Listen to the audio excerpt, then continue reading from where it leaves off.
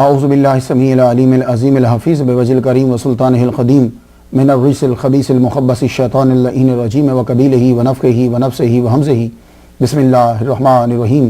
تمام نبیوں کے سردار حضرت محمد صلی اللہ علیہ وآلہ وسلم اور تمام مذاہب کے سردار دین اسلام کے پیروکاروں، سلام علیکم۔ طبتم، برکتیں اور رحمتیں آپ پر۔ سبحانک اللہم و بحمدک لا الہ الا انت استغفرک و اتوب الیک۔ کوئی نبی، کوئی ولی، کوئی جن، کوئی پری، فرشتہ اللہ کے برابر نہیں ہے۔ وہ واحد حقیقی ہے اور محمد صلی اللہ علیہ وآلہ وسلم اللہ تعالیٰ کے آخری رسول اور نبی ہیں۔ جو اللہ کا شریک ٹھہرائے وہ جہنمی، اور جو رسول اللہ صلی اللہ علیہ وسلم کی توہین کرے وہ بھی جہنمی۔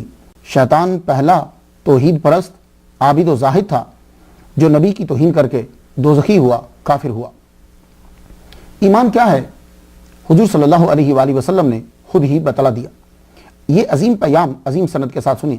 امام رضا علیہ السلام اپنے والد موسیٰ کاظم سے بیان کرتے ہیں، وہ اپنے والد امام جعفر صادق سے بیان کرتے ہیں، وہ اپنے والد امام محمد الباقر سے بیان کرتے ہیں، وہ اپنے والد زین العابدین سے بیان کرتے ہیں، وہ اپنے والد امام حسین سے بیان کرتے ہیں، وہ اپنے والد مولا علی شیر خدا رضی اللہ تعالیٰ عنہ سے بیان کرتے ہیں۔ انہوں نے حضور صلی اللہ علیہ وآلہ وسلم سے سنا، ایمان تین چیزوں کا مجموعہ ہے: معرفت بالقلب، وقول باللسان، وعمل بالارکان۔ یہ تین چیزیں جڑتی ہیں تو ایمان جو ہے وہ کامل ہو جاتا ہے۔ دل سے جاننا، زبان سے ماننا اور اعضاء سے کر کے دکھانا۔ حاضر رحمت من ربی گفتگو 105 نمبر پر جو ہے وہ پہنچ گئی۔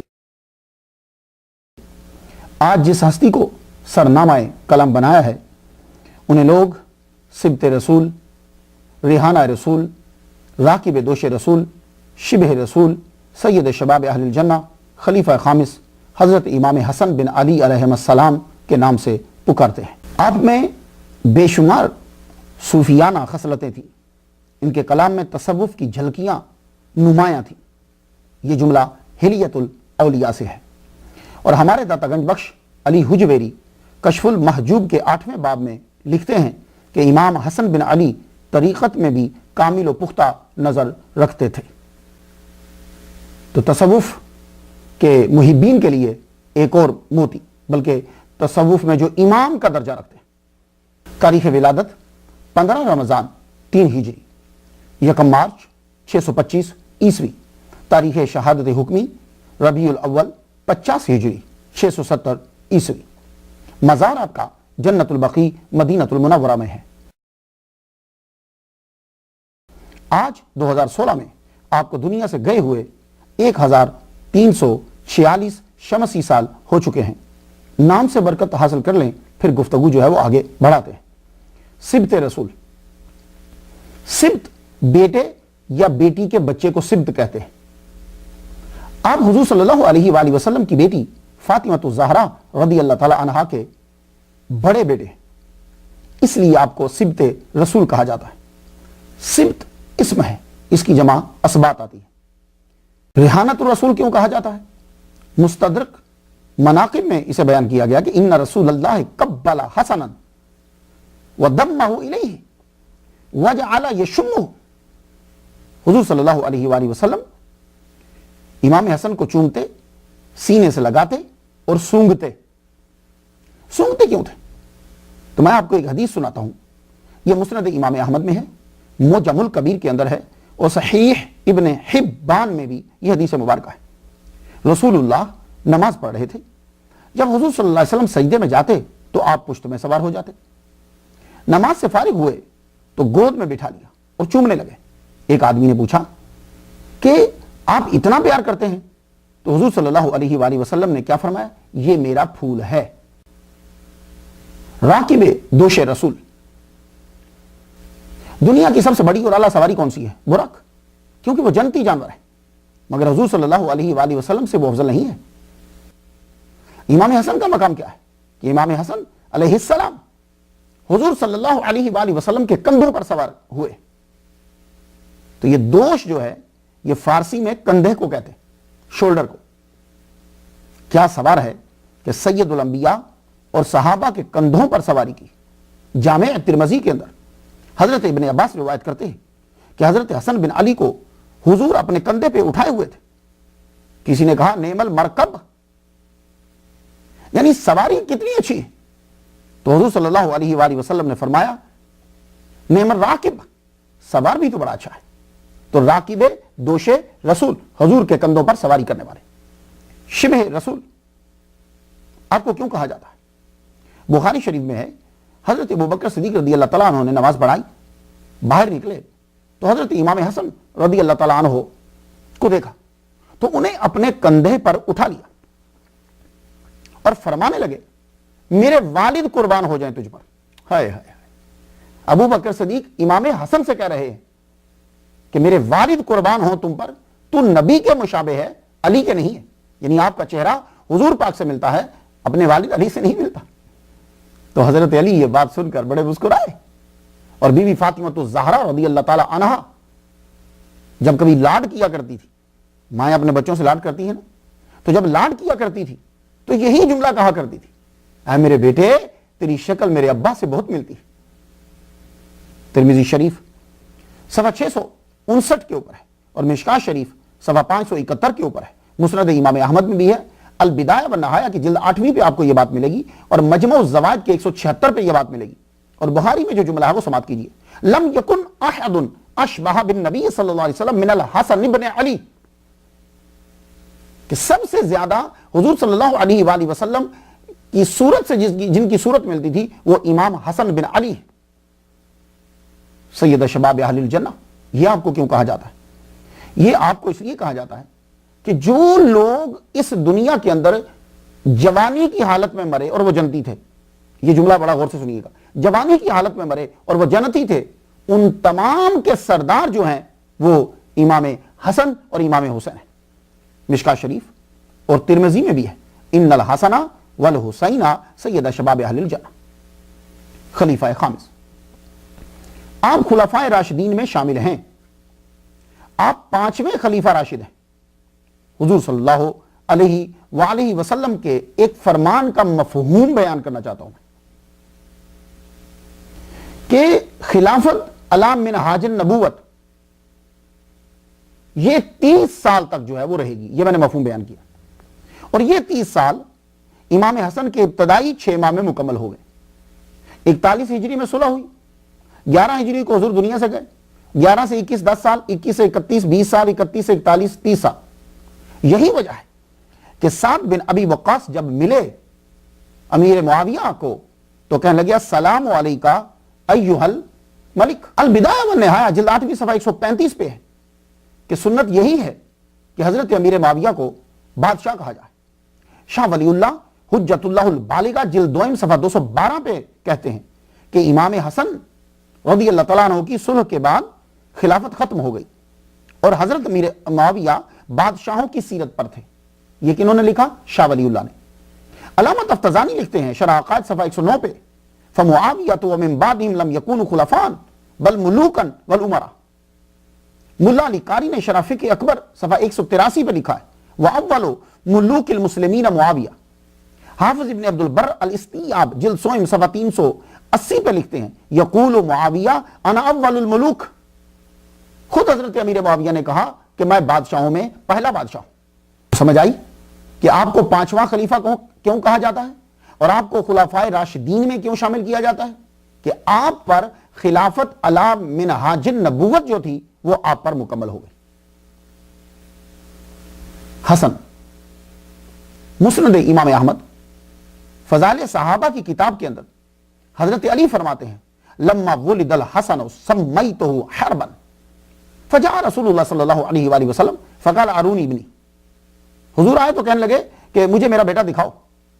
ما سمیتموہ، کیا نام رکھا تم لوگوں نے اس کا؟ قال قلت حربا، کہنے لگے میں نے کہا کہ میں نے عرض کی حضور حرب رکھا ہے. قال بل هو حسن، آپ نے فرمایا نہیں وہ حسن ہے. تو حسن حضور صلی اللہ علیہ وآلہ وسلم نے نام رکھا.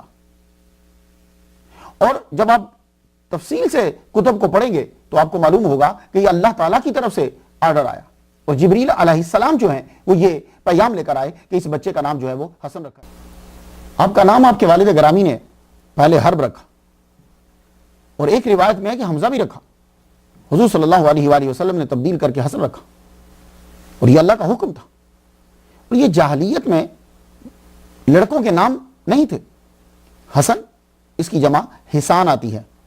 یہ صفت مشبہ ہے, معنی ہوتا ہے اچھی عادت, اچھی صورت. اب صورت اور کیا اچھی ہوگی کہ جن کا چہرہ محمد مصطفیٰ صلی اللہ علیہ وآلہ وسلم سے ملتا ہو, اور عادات اچھی کیا ہوں گی کہ بادشاہت دوسرے کو دے دی اور خود مدینہ میں عام آدمی کی زندگی جو ہے وہ گزار رہے.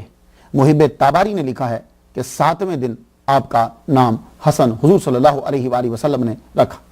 مولا علی شیر خدا رضی اللہ تعالیٰ عنہ کی شادی بی بی فاطمہ الزہرا رضی اللہ تعالیٰ عنہا سے ہوئی. اللہ تعالیٰ نے پہلا بیٹا عطا فرمایا 15 رمضان المبارک 3 ہجری 1 مارچ 625 عیسوی میں. مسند امام احمد اور مسند ابی رافع اور المعجم الکبیر اور ترمذی شریف میں ہے.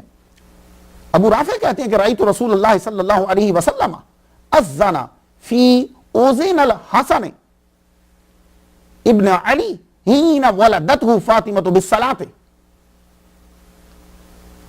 کہ امام حسن رضی اللہ تعالیٰ عنہ کے کان میں اذان دی. کون سی اذان؟ نماز والی اذان. اور آپ کی جو دایا تھی اللہ اکبر سودا بنت مسرح الکندیہ, یہ مسرح بھی ہے لیکن مسرح کا معنی تھیٹر ہوتا ہے, تو میرا خیال ہے کہ مسرح ہی ہوگا. آپ کی ولادت کے بعد سر کے بال جو ہیں وہ منڈوائے گئے. مسند امام احمد اور بائحقی کی سنن الکبریٰ اور ترمذی شریف میں ہے. مفہوم یہ ایک ہی ہے. حضور صلی اللہ علیہ وآلہ وسلم نے بی بی فاطمہ سے فرمایا یا فاطمہ تو احلقی رأسہ, اے فاطمہ ان کا سر جو ہے وہ مونڈ دو. اور تصدقی بزینت شعرہ فدۃ, اور جو بالوں کا وزن کرو اور وزن کے برابر جو چاندی ہے وہ بانٹ دو غریبوں میں. تو کہتے ہیں بال مونڈے گئے اور بالوں کا وزن ہوا تو فوزناہ فکان وزنہ درہما, تو ان بالوں کا جو وزن ہے وہ 1 درہم کے برابر ہوا اور وہ چاندی مساکین کو دی گئی. تو 1 درہم جو ہے وہ 4.5 ماشے چاندی کے قریب جو ہے وہ بنتا تھا. عقیقہ, ہم پاکستان اور پنجاب والے عام طور پر حقیقہ کہہ دیتے ہیں, جی اس کا حقیقہ کر دیا ہے, تو یہ حقیقہ نہیں ہے, عقیقہ ہے, عین کے ساتھ ہے, یہ عق سے ہے. اور یہ عقیقہ جو ہے یہ سنت ہے. ولادت کے 7ویں روز دیا جاتا ہے. آپ میں طاقت ہے تو 2 بکرے دیجیے لڑکے کی طرف سے, اور لڑکی کی طرف سے 1. طاقت ہے تو زائد بھی دے سکتے ہیں. جبکہ یہ جو عقیقہ ہے یہ اسلام سے پہلے بھی تھا, لیکن اس کا طریقہ کیا تھا کہ جانور کو ذبح کیا جاتا, ذبح کرنے کے بعد اس کا جو خون ہوتا تھا وہ بچے کے سر پہ لگا دیا جاتا تھا. حضور صلی اللہ علیہ وآلہ وسلم نے جانور کا ذبح کرنا تو برقرار رکھا, لیکن وہ سر کے اوپر جو خون لگایا جاتا تھا وہ منع کر دیا. کیوں؟ جب بال مونڈ دیے جاتے ہیں تو سر کے اوپر کہیں نہ کہیں کوئی نشان تو رہتا ہے, تو اب اگر آپ خون لگا دیں گے تو کیا ہوگا کہ وہ زخم کے اندر اگر خون لگ گیا تو خون میں جراثیم بہت زیادہ ہوتے ہیں, تو سر خراب ہونے کا بھی خطرہ ہے. اور ویسے بھی عجیب سا لگتا ہے بچے کے سر کے اوپر خون رکھ دیا, تو زعفران اور کچھ یہ چیزیں خوشبو جو ہے وہ سر پہ لگا دی جاتی تھی. حضور صلی اللہ علیہ وآلہ وسلم کی یہ سنت ہے, اور یہ عقیقہ ایک طرح کا اعلان بھی ہوتا ہے اور اللہ تعالیٰ کا شکر بھی ہوتا ہے. امام حسن علیہ السلام کی طرف سے عقیقہ ہوا, اور صحیح روایات کے مطابق یہ ہے کہ 2 مینڈے دیے گئے, اور گوشت امیر و غریب میں جو ہے وہ تقسیم کیا گیا. نسائی شریف کتاب العقیقہ میں ہے, حضور صلی اللہ علیہ وآلہ وسلم نے عقہ رسول اللہ عن الحسن والحسین بکبشین, 2 مینڈے دیے امام حسن کی طرف سے بھی اور امام حسین کی طرف سے بھی. اب مسئلہ سن لیجئے, جب آپ کا بچہ پیدا ہو جاتا ہے تو 7ویں روز جو ہے وہ عقیقہ کرنا سنت. آپ عقیقہ کریں, اگر 7ویں روز نہیں کر سکتے تو 14ویں روز کریں, 14 دن جب گزر گئے. اگر 14ویں دن بھی کسی طرح سے نہیں کر سکے تو کہتے ہیں کہ 21ویں دن جو ہے وہ کریں. اور جو آپ نے جانور ذبح کیا ہے اس کی ران جو ہے وہ دائی کو دیجیے, دایا کو, اور جانور کو شروع دن میں ذبح کیجیے. ہر لفظ میں بڑی حکمت ہے, شروع دن میں ذبح کیجیے, اور ذبح کے بعد جو ہے وہ سر کو مونڈا جائے. طریقہ کچھ سمجھ میں آ گیا؟ علامہ صفوری رحمۃ اللہ علیہ نے فرمایا نزہۃ المجالس کے اندر, یہ شافعی ہیں, کہ عقیقہ جو ہے وہ فوت نہیں ہوتا. اگر بچپن میں نہیں ہوا, اب ماشاءاللہ آپ یورپ میں ہیں, امریکہ میں ہیں, باہر کے ممالک میں, اب تو آپ کے پاس معمولی مسئلہ ہے نا, $200 دیے بکرا آ جائے گا. تو عقیقہ جو ہے وہ تب نہیں ہوا تو اب کر دیجئے. وہ عقیقہ جو ہے وہ فوت نہیں ہوا, جب موقع ملے جو ہے وہ کرو. اور اگر عقیقہ نہ کیا, یہ علامہ صفوری لکھتے ہیں, اگر عقیقہ جو ہے وہ نہ کیا تو بچہ باپ کی سفارش نہیں کرے گا. نہ ہو تو الگ بات ہے, لیکن جب آپ کے پاس لائف میں کسی دفعہ بھی موقع مل گیا تو آپ عقیقہ جو ہے وہ کر دیجیے. اور ایک اور مسئلہ میں بتا دوں, ابھی عید الاضحیٰ جو ہے وہ آ رہی ہے, جس کو آپ بڑی عید کہتے ہو یا عید الضحیٰ کہتے ہو. عید الاضحیٰ جو ہے وہ آ رہی ہے, آپ اس طرح بھی کر سکتے ہو کہ ایک گائے لو, گائے میں 7 حصے ہوتے ہیں, تو آپ اس کے اندر بچوں کے عقیقے کا بھی حصہ ڈال دیجیے. ہاں, آپ کا ایک حصہ قربانی کا ہو گیا یا 2 حصے قربانی کے ہو گئے, باقی آپ کے پاس 5 بچ گئے نا, تو آپ وہ عقیقہ کی نیت کر کے بھی ڈال سکتے ہیں, تو قربانی بھی ہو جائے گی, عقیقہ بھی ہو جائے گا. یہ بھی آپ کر سکتے ہیں. آپ کا نام رکھا گیا 7ویں روز, بال مونڈ دیے گئے, عقیقہ ہوا, اللہ اکبر جل شانہ. میرے نبی صلی اللہ علیہ وآلہ وسلم کے ساتھ اب ان کی اٹیچمنٹ, بڑا بیٹا ہے بیٹی کا, اور حضور صلی اللہ علیہ وآلہ وسلم انہیں اپنا بیٹا کہا کرتے تھے. کتنی خوشی ہوئی میرے نبی صلی اللہ علیہ وآلہ وسلم کو. امام حسن علیہ السلام نے حضور صلی اللہ علیہ وآلہ وسلم کے ساتھ 7 سال 5 مہینے 16 دن گزارے ہیں. اور یہ بچے کے جو پہلے 7 سال ہوتے ہیں یہ بڑے امپورٹنٹ ہوتے ہیں, بہت اہم ہوتے ہیں. آج کل تو موضوع ہی جو ہے وہ اکثر ممالک کے اندر یہ بنایا جاتا ہے, دا فرسٹ 7. 5 جون 2014 میں بلغاریہ میں کانفرنس ہوئی تھی, تو جانتے ہیں کہ موضوع کیا تھا؟ پہلے 7 سال. Scientific evidence suggests that the first 1000 days are the most important in a child's life. The first 7 years of child's life is spent absorbing the world around them. یہ جو پہلے 7 سال ہوتے ہیں, یہ اس میں لیکچر ہوا تھا کہ پہلے 7 سال میں بچہ جو ہے وہ اپنی دنیا کو ابزرو کرتا ہے, دیکھتا ہے. یہ 7 سال بڑے اہم ہوتے ہیں. قدیم دور میں ایک ہی سکول ہوتا تھا, رب کو منانے کے لیے اور حکومت چلانے کے لیے. جو چیزیں سیکھی جاتی تھی سکول ایک ہی ہوتا تھا. تو پھر سیاستدانوں نے سمجھا کہ دین جو ہے وہ حکومت میں بھی ایمانداری کا سبق دیتا ہے, زور دیتا ہے. تو انہوں نے رب کو منانے والے سکول الگ کر دیے اور حکومت چلانے اور روٹی کمانے والے سکول الگ کر دیے. لیکن اسلام کے اندر ایک ہی سکول تھا, ایک ہی کتاب تھی, ایک ہی بڑا ٹیچر ہے. تو دیکھ لو, وہاں سے جو پڑھ کر نکلے انہوں نے دنیا پر رول کیا, اور آج تک وہ لوگ جو ہیں جو رول کر چکے ہیں ساری دنیا انہی کو فالو کر رہی ہے. اسلام کا فلسفہ تدریس اور طریقہ تدریس یہ بھی ہے کہ ماحول کو ہی سکول بنا دو.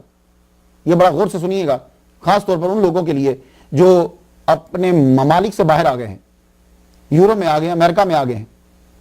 یہ ان کے لیے ہے کہ اسلام کا جو ہے وہ طریقہ تدریس کیا ہے کہ ماحول کو سکول بنا دو.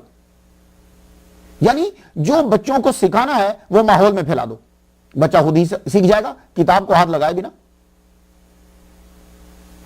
میری اس بات کو جو ہے وہ لوگ سمجھیں گے کہ جو 25 سال کی عمر میں لندن میں آئے, امریکہ میں آئے, ناروے میں آئے, تو انہوں نے وہ تمام کچھ جو 30 سال کی عمر میں سیکھا, آپ کا بچہ وہ تمام چیزیں, وہ نام, وہ چیزوں کا استعمال پہلے 5 سال میں سیکھ جاتا ہے. کیوں؟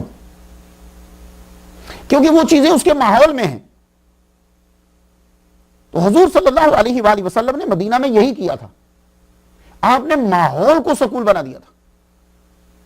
تو بچہ جو ہوتا تھا وہ چلتے پھرتے جو چیزیں آج علامہ, مفتی, مفسر, محدث سیکھتا ہے, وہ بچہ چلتے پھرتے سیکھ رہا ہوتا تھا. امام حسن کی تعلیم کا کیا پوچھتے ہو, جن کا نانا مدینۃ العلم ہے, جن کا بابا باب العلم ہے, اور جن کی ماں فاطمہ, وہ ماں کہ ساری رات عبادت کرتی ہیں اور صبح کیا کہتی ہیں, اے مالک تیری رات ختم ہو گئی, میرا سجدہ ختم نہیں ہوا. اجمی ہے, ہم عربی سیکھنے کے اندر جب ہم پڑھنے کے لیے جاتے ہیں تو عربی سیکھنے جب جاتے ہیں تو ہمارے 4 سال جو ہیں تو وہ وہیں لگ جاتے ہیں. مختلف کتابیں آپ پڑھتے رہتے ہیں نا, علم النحو کی, صرف کی, 4 سال تو وہیں لگ گئے. اب عربی بچے کے یہ بچ جائیں گے, کیونکہ عربی تو اس کو آ گئی نا, اس کے یہ بچ گئے. تو ہم علامہ مفتی شیخ الحدیث شیخ القرآن بننے کے لیے صحاح ستہ پڑھتے ہیں. امام حسن تو رہتے ہی ان لوگوں کے اندر تھے، اپنے نانا کے ساتھ تھے، کہ جن کی زبان سے لکھنا ہوا لفظ جو ہے وہ یا قرآن بنتا تھا یا حدیث بنتا تھا. اب ان کو صحاح ستہ پڑھنے کی ضرورت نہیں ہے، کیونکہ ان کے تو سامنے حضور پاک بیان کر رہے ہیں، ان کے تو سامنے بابا بیان کر رہے ہیں، ان کے تو سامنے ان کی والدہ ماجدہ بیان کر رہی ہیں، ان کے سامنے جو ہے وہ صحابہ بیان کر رہے ہیں. تو وہاں حسن لذات ہی حسن لغیر ہی، یہ مشہور غریب، یہ چیزیں نہیں ہیں. وہاں ہر حدیث جو ہے وہ متواتر ہی ہے، ہر حدیث جو ہے وہ ٹاپ کی ہے. امام حسن تو فخریہ کہہ سکتے ہیں کہ میرے استاد سید الانبیاء ہے. امام حسن نے نبی کی گود میں بیٹھ کر سیکھا، کندھوں پہ سوار ہو کر سیکھا. تو خاص چیزیں جو رہ جاتی تھیں وہ محمد مصطفیٰ صلی اللہ علیہ وآلہ وسلم اسپیشل طور پر امام حسن علیہ السلام کو جو ہے وہ سکھایا کرتے تھے. میں اس کی مثال دے دوں. ویسے تو ماحول پورا سکول ہے، بچہ اٹھتا بیٹھتا ہر چیز جو ہے وہ سیکھ رہا ہے، اور پھر نبی کی آل ہو، اللہ اکبر صلی اللہ علیہ وسلم. کچھ چیزیں جو تھی وہ میرے نبی صلی اللہ علیہ وسلم خصوصی طور پر سکھاتے تھے. اب ایک مثال دیتا ہوں. مسند امام احمد میں بھی یہ ہے، مجمع الزوائد جلد 100 صفحہ 93 پہ ہے، معجم الکبیر جلد 100 صفحہ 73. حضرت امام حسن فرماتے ہیں کہ حضور صلی اللہ علیہ وآلہ وسلم کے ساتھ میں جا رہا ہوں، تو ایک صدقہ کی کھجوریں ہیں، اس کے ڈھیر کے قریب سے گزرا، تو میں نے کھجور کو پکڑ کر منہ میں ڈال لیا. منہ میں جب ڈالا تو حضور صلی اللہ علیہ وآلہ وسلم کی نظر پڑ گئی. آپ نے یوں انگلی ڈال کر وہ کھجور میرے منہ میں سے نکال دی. فقال بعض القوم ما علیک یا رسول اللہ، کسی نے کہا یا رسول اللہ کیا ہوا؟ لو ترکتھا، اگر یہ کھجور بچے کو کھانے دیتے. لا تحل لنا الصدقۃ، صدقہ ہمارے لیے حلال نہیں ہے. یہ خاص چیز تھی اور آپ نے امام حسن علیہ السلام کو خاص طور پر سمجھائی. کیوں؟ اگر زکوٰۃ جائز ہوتی آل محمد کے لیے تو حضور صلی اللہ علیہ وآلہ وسلم پر آج کا میڈیا اعتراض کرتا کہ وہ اقربا پرور تھے. تو آپ نے بہت سی وجوہات میں سے ایک وجہ جو ہے وہ یہ بنتی، آپ نے اپنے بیٹے کے منہ میں سے نکال دی. اور ایک دعا جو ہے وہ حضور صلی اللہ علیہ وآلہ وسلم نے خاص طور پر حضرت امام حسن کو سکھائی. یہ جامع ترمذی باب ما جاء فی القنوت کے اندر ہے، جلد پہلی صفحہ 317 پہ امام حسن علیہ السلام بتلاتے ہیں علمنی رسول اللہ صلی اللہ علیہ وسلم، مجھے سکھلایا رسول اللہ صلی اللہ علیہ وسلم نے کلمات اقولہن فی الوتر، وہ ایسے کلمات تھے کہ میں ان کو وطر میں کہا کرتا تھا. وہ کیا تھے؟ اللہم اہدنی فیمن ہدیت وعافینی فیمن عافیت وتولنی فیمن تولیت وبارک فیما اعطیت وقنی شر ما قضیت فانک تقضی ولا یقضى علیک وانہ لا یذل من والیت تبارک ربنا وتعالیت. اللہ مجھے ہدایت عطا کر کے ان میں شامل فرما جنہیں تو نے ہدایت سے نوازا ہے، مجھے عافیت دے کر ان میں شامل فرما جنہیں تو نے عافیت دی ہے، اپنے دوستوں میں مجھے شامل فرما کر اپنا دوست بنا، جو مجھے دیا اس میں برکت ڈال، جس شر و برائی کا فیصلہ ہو چکا ہے اس سے محفوظ فرما، یقیناً تو ہی فیصلہ کرتا ہے، تیرے خلاف فیصلہ صادر نہیں ہو سکتا، جس سے تو محبت کرے وہ ذلیل و خوار نہیں ہو سکتا، وہ شخص عزت نہیں پا سکتا جس کا تو دشمن ہو. ہمارا پروردگار تو بڑا ہی بابرکت اور بلند ہے. اس دعا کے الفاظ سے معلوم ہوا آپ کافی سوجھ بوجھ رکھتے تھے. حضور صلی اللہ علیہ وآلہ وسلم آپ کو سکھا رہے ہیں اور آپ سیکھ رہے ہیں، اور پھر آپ کبھی بھولے نہیں بلکہ روزانہ وطر میں اسے جو ہے وہ پڑھا کرتے تھے. کیا آپ بھی اپنے بچوں کو ایسی ہی دعائیں سکھاتے ہیں؟ نہیں سکھائی تو میری تقریر کے بعد سکھانا شروع کر دیجیے، اور بچے کے لیے یاد کرنے کے بعد ایک بہت بڑا جو ہے اسے ٹوائے دیجیے، بہت بڑا کھلونا دیجیے، اور اتنی اس کی تعریف کر دیجیے کہ اس کو اپنی پوری زندگی میں یاد رہے کہ میں نے وہ دعا یاد کی تھی جو حضرت امام حسن علیہ السلام نے اپنے 7 سالہ دور میں یاد کی تھی. اس طرح کیا کریں. پھر آپ کے بچے یاد آپ سمجھتے ہو کہ 3 سال کا 4 سال کا بچہ بہت چھوٹا ہوتا، وہ چھوٹا نہیں ہوتا. والدہ ماجدہ کا وصال 3 جمادی الثانی 11 ہجری کو ہوا. آپ کو والدہ کے ساتھ 7 سال 8 ماہ 18 دن رہنے کا موقع ملا. آپ نے اپنی والدہ سے سخاوت و عبادت سیکھی. آپ کو بچپن ہی سے سکھا دیا گیا تھا کہ غرباء و مساکین کا خیال رکھنا ہے. آپ دیکھتے تھے کہ والد ماجد اور والدہ خود بھوکے رہتے ہیں، 3 دن بھی گزر جائیں، 3 دن کے بعد بھی کھانا میسر آتا ہے تو بھی اگر کوئی مانگنے والا آ جاتا ہے تو وہ کھانا اس کو دے دیتے. یہ بچپن میں آپ سیکھ رہے ہیں، یہی تعلیم ہوتی ہے۔ ہمارے بچے ہمارے ہاتھ سے کیوں نکل جاتے ہیں؟ وجہ یہ ہے کہ ہم یہ سمجھتے ہیں کہ بچہ جو ہے وہ گھر میں تعلیم حاصل نہیں کر رہا، نہیں، وہ کر رہا ہے، وہ آپ کی ایک ایک چیز کو نوٹ کر رہا ہے، یہیں سے خرابی شروع ہو جاتی ہے۔ ہم جو ہیں وہ خود کو قید نہیں کرنا چاہتے، خود کو باؤنڈ نہیں کرنا چاہتے، ہمارا بچہ جو ہے وہ ولی جیسا بنے، ایسا نہیں ہوگا۔ جو آپ اپنے بچے کو بنانا چاہتے ہو اور سکھانا چاہتے ہو وہ آپ کے اندر 100 گنا ہونی چاہیے، پھر جا کر اس کے اندر وہ 10 20 50 شروع ہوگی، کہیں جا کر پھر وہ ایسی ہوگی۔ تو اگر آپ کے اندر وہ ٹوٹلی نہیں ہے اور آپ یہ سمجھتے ہو کہ بچہ میں نے مسجد بھیج دیا ہے، مدرسہ میں بھیج دیا ہے، وہاں سے جو وہ پڑھ کر آئے گا وہ اپلائی کرے گا، ہرگز ایسا نہیں ہوگا، نہیں، ایسا ہرگز نہیں ہوگا۔ کیوں؟ وہ جو ہی پڑھ کر آئے گا گھر میں جب آپ کو دیکھے گا وہ ویسا ہی عمل کرے گا۔ والدہ ماجدہ سیدہ طاہرہ کے ساتھ کھانا کھانے بیٹھتے تو کھانے کی طرف آپ ہاتھ نہیں بڑھاتے تھے، بیٹھے رہتے جب تک کہ والدہ ماجدہ اٹھا کر اپنے منہ میں لقمہ ڈال نہیں لیتی۔ والدہ ماجدہ نے ایک دن بات کو نوٹ کیا، کہنے لگی بیٹا کھانے کی طرف ہاتھ کیوں نہیں بڑھاتے؟ کہا نہیں ماں جی پہلے آپ کھائیں۔ کہا بیٹے ایسا کیوں؟ کہا اماں ایسا نہ ہو کہ میں آپ سے پہلے لقمہ اپنے منہ میں ڈال لوں اور بے ادبوں کی لسٹ میں میرا نام شامل نہ ہو جائے۔ اللہ اکبر، اللہ اکبر۔ یہ چیزیں بچوں کو سکھانا چاہیے۔ بی بی فاطمہ نے اپنے بچوں کو عشق مصطفیٰ سکھایا، زیادہ تر حضور کی محفل میں لے جاتی، حضور صلی اللہ علیہ وسلم بھی تشریف لاتے، اور جب حضور صلی اللہ علیہ وآلہ وسلم کا وصال ہو گیا تو آپ حیران ہو جائیں گے، آپ اپنے دونوں بچوں حسن و حسین کو ساتھ لے کر ایسی جگہ پہ بیٹھی رہتی تھی جہاں سے حضور صلی اللہ علیہ وآلہ وسلم کی قبر انور نظر آتی تھی اور روتی رہتی تھی۔ یہ تقریباً 6 ماہ تک ایسا ہی آپ نے سلسلہ جاری رکھا، بچوں کو پاس بٹھا لیتی اور ابا کی قبر کو دیکھ کے روتی رہتی۔ تو کیا یہ بات بچے کے ذہن میں نہیں آئی؟ یہی وجہ ہے کہ امام حسن علیہ السلام نے وصیت کی تھی کہ جب میں مر جاؤں تو میرا جنازہ نانا کی قبر کے پاس تھوڑی دیر کے لیے رکھنا۔ کچھ سمجھ آئی؟ پہلے 7 سال میں اور آخری میں کیا بات آپ نے کہی؟ تو یہ بڑے امپورٹنٹ ہوتے ہیں۔ دا فرسٹ 7 بہت بہت اہم ہے۔ اور جس دن بی بی فاطمہ تو زہرا رضی اللہ تعالی عنہا کا وصال ہوا، اس دن صبح کو بھی اسپیشلی طور پر حضرت امام حسن کو، امام حسین کو اور حضرت زینب بچوں کو بھیجا اسما کے ساتھ، جاؤ ان کو نانا کی قبر کے اوپر لے جاؤ، اور خود مغرب تک جو ہے وہ عبادت کرتی رہی۔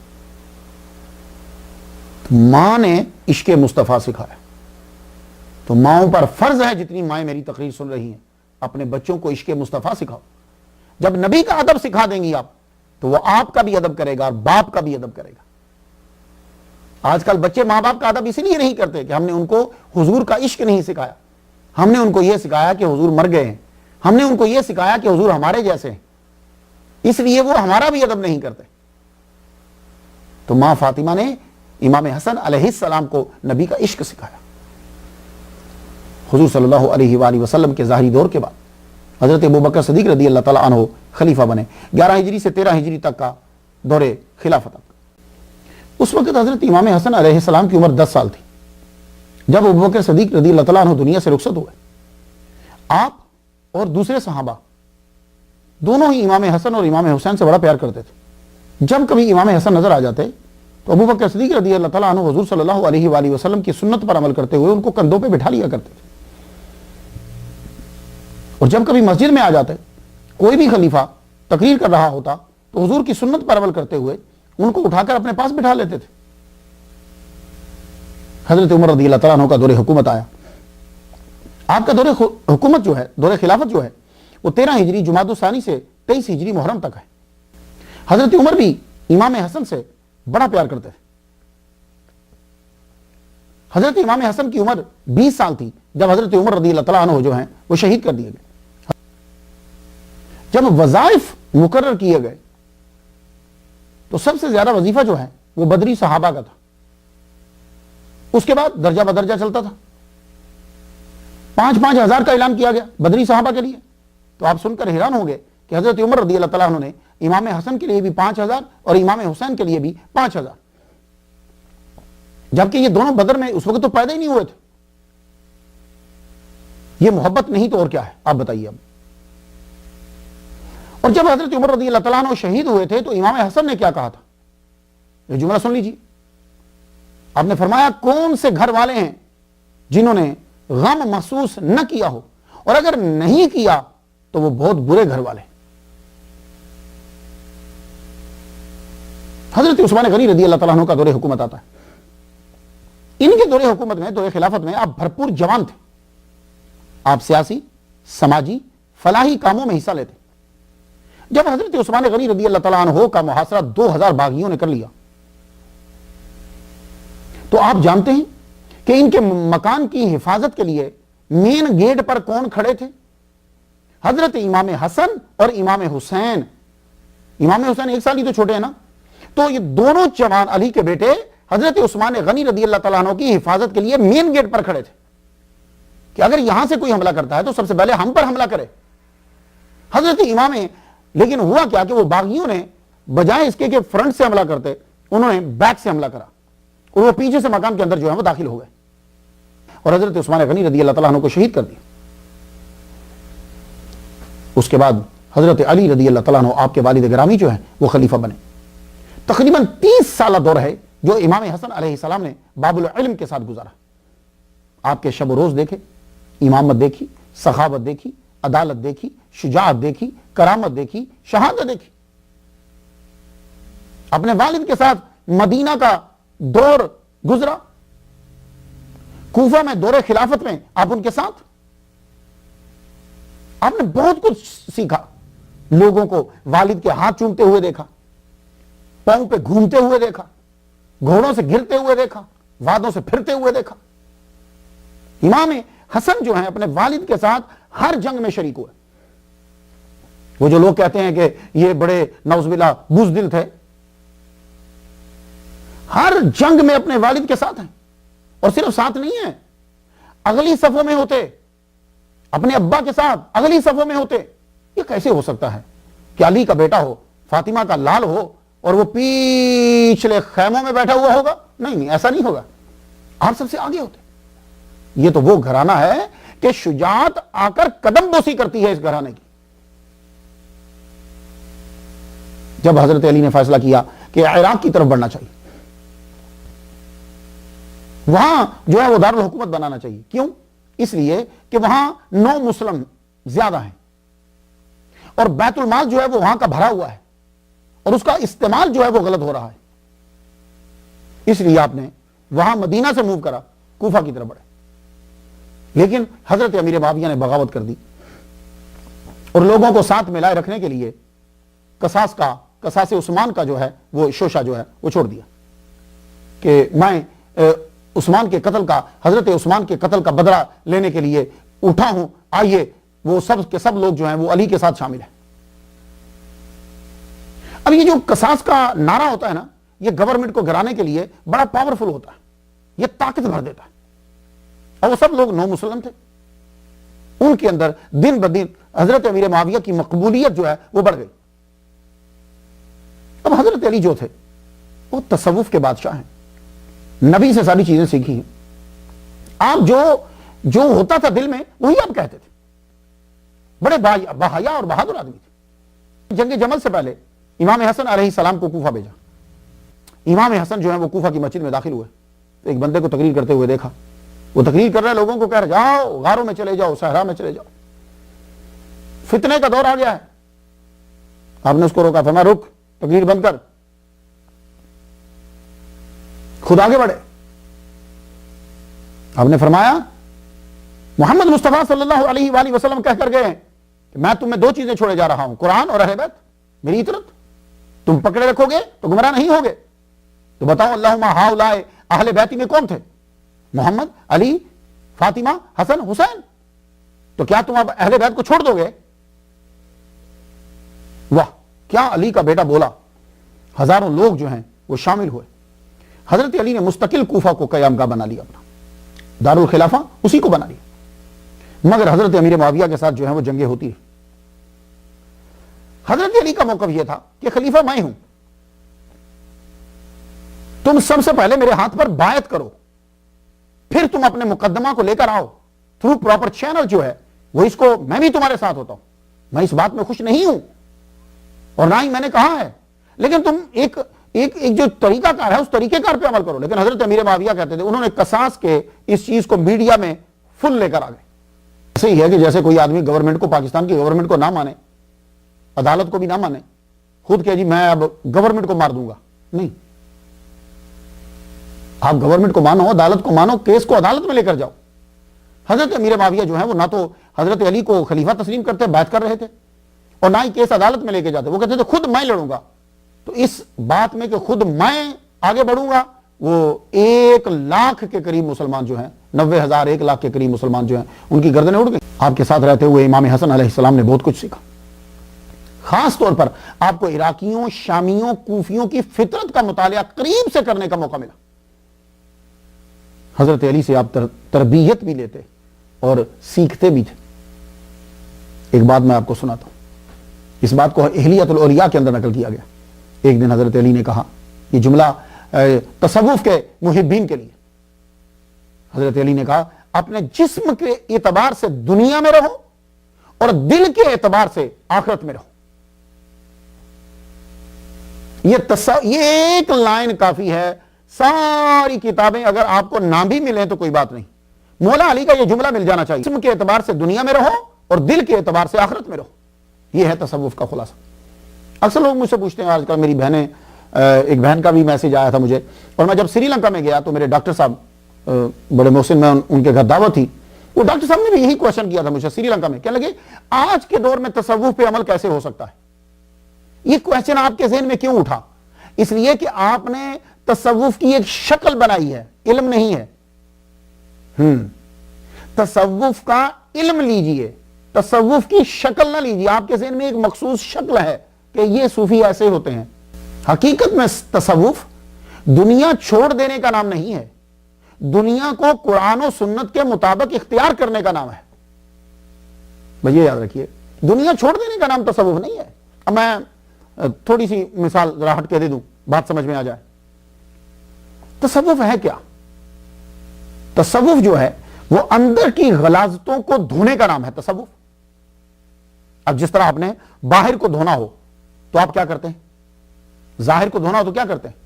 بازار جاتے ہیں، غور کرتے ہیں کتنے صابن ہیں، کون سا باڈی واش ہے، کون سا ڈٹرجن ہے، ڈھونڈتے ہیں نا۔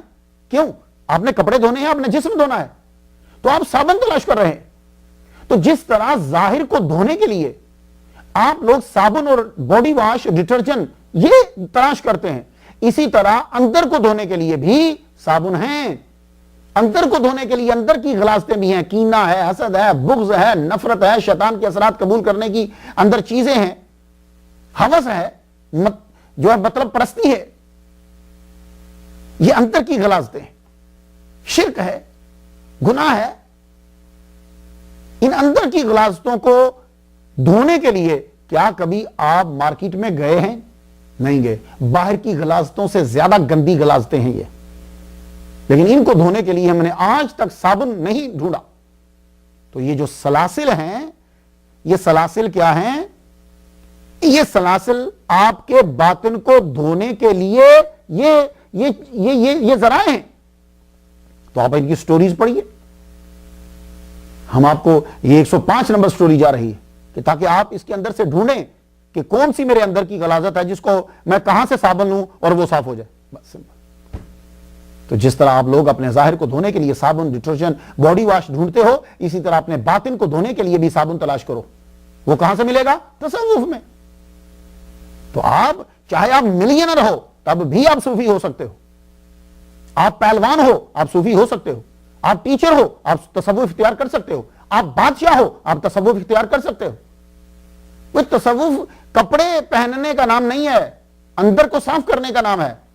تو یہ میں جو سٹوریز آپ کو سنا رہا ہوں، یہ اس لیے سنا رہا ہوں کہ آپ دیکھیے کہ میرے اندر کون سی غلاظت ہے کہ جس کو میں نے دھونا ہے، اب وہ مجھے کس سلسلے میں ملے گی۔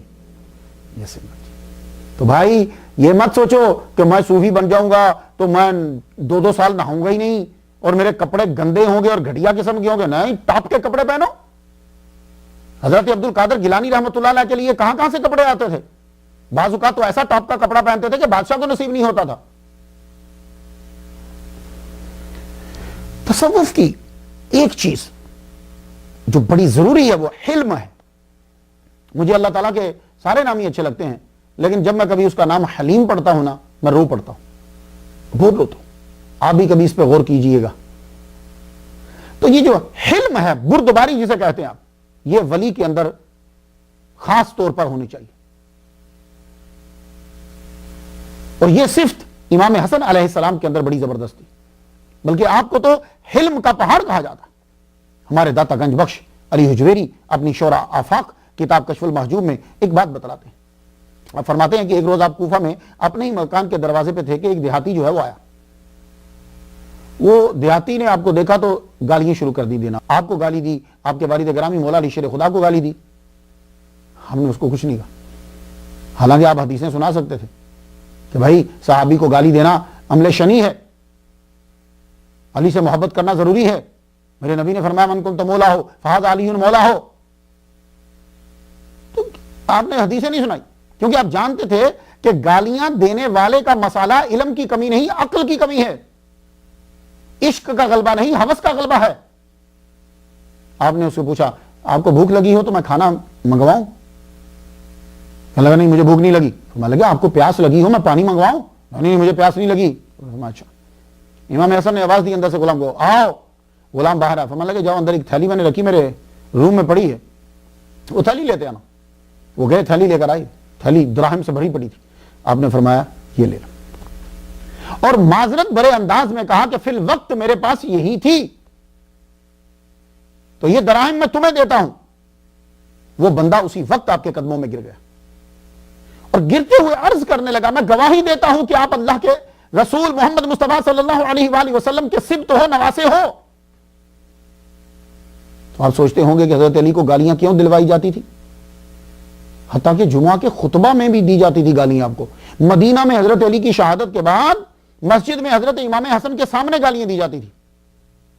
اس کی وجہ یہ تھی کہ میڈیا چاہتا تھا کہ لوگ نئے نئے جو ہیں وہ آ رہے ہیں، پیدا بھی ہو رہے ہیں، تو جب وہ علی کی شان دیکھیں گے، اہل بیت کی شان دیکھیں گے تو وہ پھر ادھر چلے جائیں گے۔ تو پھر میڈیا نے اپنا ٹرک استعمال کرا کہ وہ میڈیا نے یہ کہہ دیا کہ جمعہ کے خطبہ میں بھی گالیاں دی جائیں، ویسے بھی جو ہے وہ ان کو گالیاں دی جائیں، تاکہ ان کے ذہن سے مولا علی کی شان جو ہے وہ نیچے ہو جائے۔ یہ میڈیا کا ٹرک ہوتا ہے، آج کل بھی یہی چل رہا ہے۔ دیکھا نا ہم ٹی وی کے اوپر وہ فلاں کی بہن یہ، اس کی بیٹی یہ، اس کا یہ، وہ یہ وہی ٹرک چلتا ہے۔ مگر آپ کو تسلیم کرنا پڑے گا کہ امام حسن حلم کے پہاڑ تھے۔ ہمارے داتا گنج بخش علی جویری نے فرمایا ایک صفت یہ ہے کہ تعریف و توہین ان کے نزدیک برابر ہو۔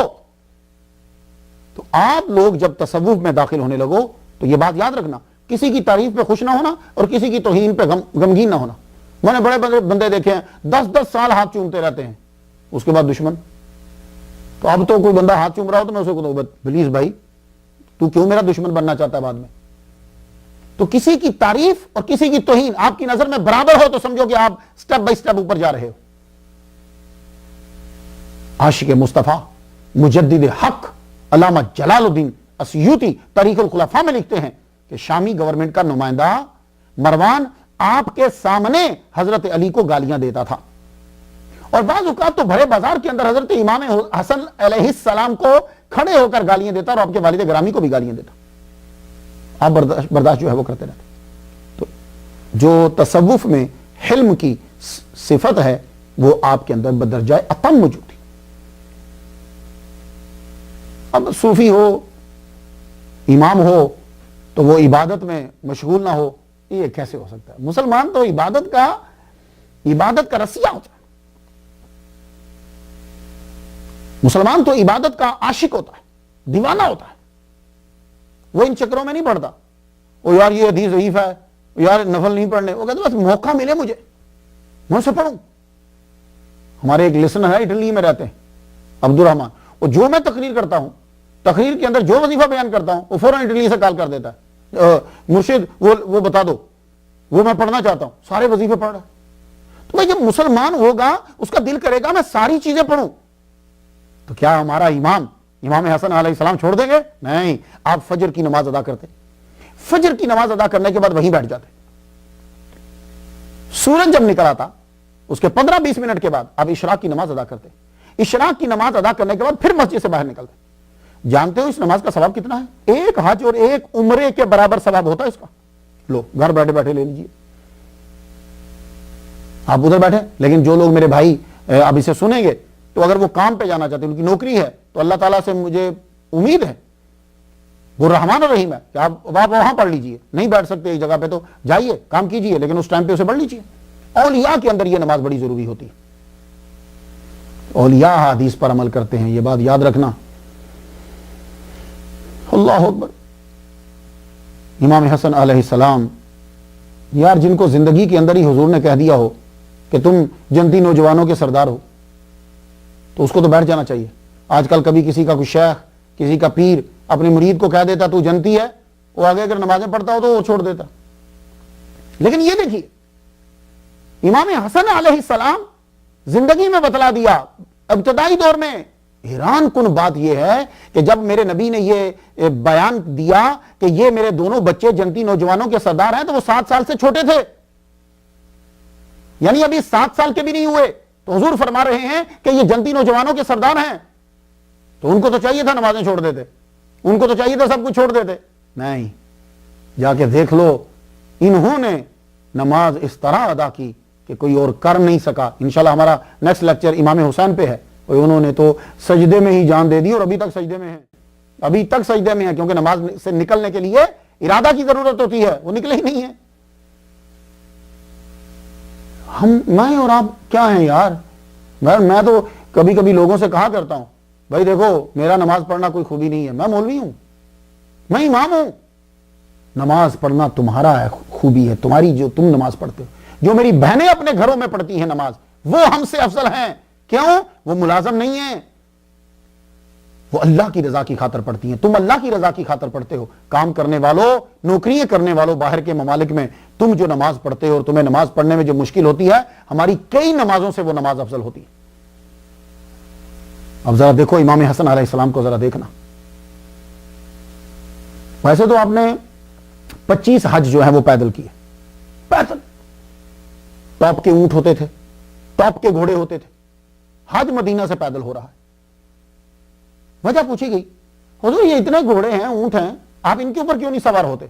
सवार होकर जाइए ना मदीना से मक्का। जुमला सुन लीजिए। कहने लगे मैं पैदल इसलिए चाहता हूं, हया आती है अल्लाह की बारगाह में, बड़े घर में, कदीम घर में जाऊं और सवारी पे जाऊं। अब आप क्या कहोगे? ये हुजूर पाक से ज्यादा इबादत गुजार है। ये जुमला याद रखिएगा, ये बड़ी जगहों पे लोग बोलते हैं कि तुम सहाबा से ज्यादा इश्क रखते हो।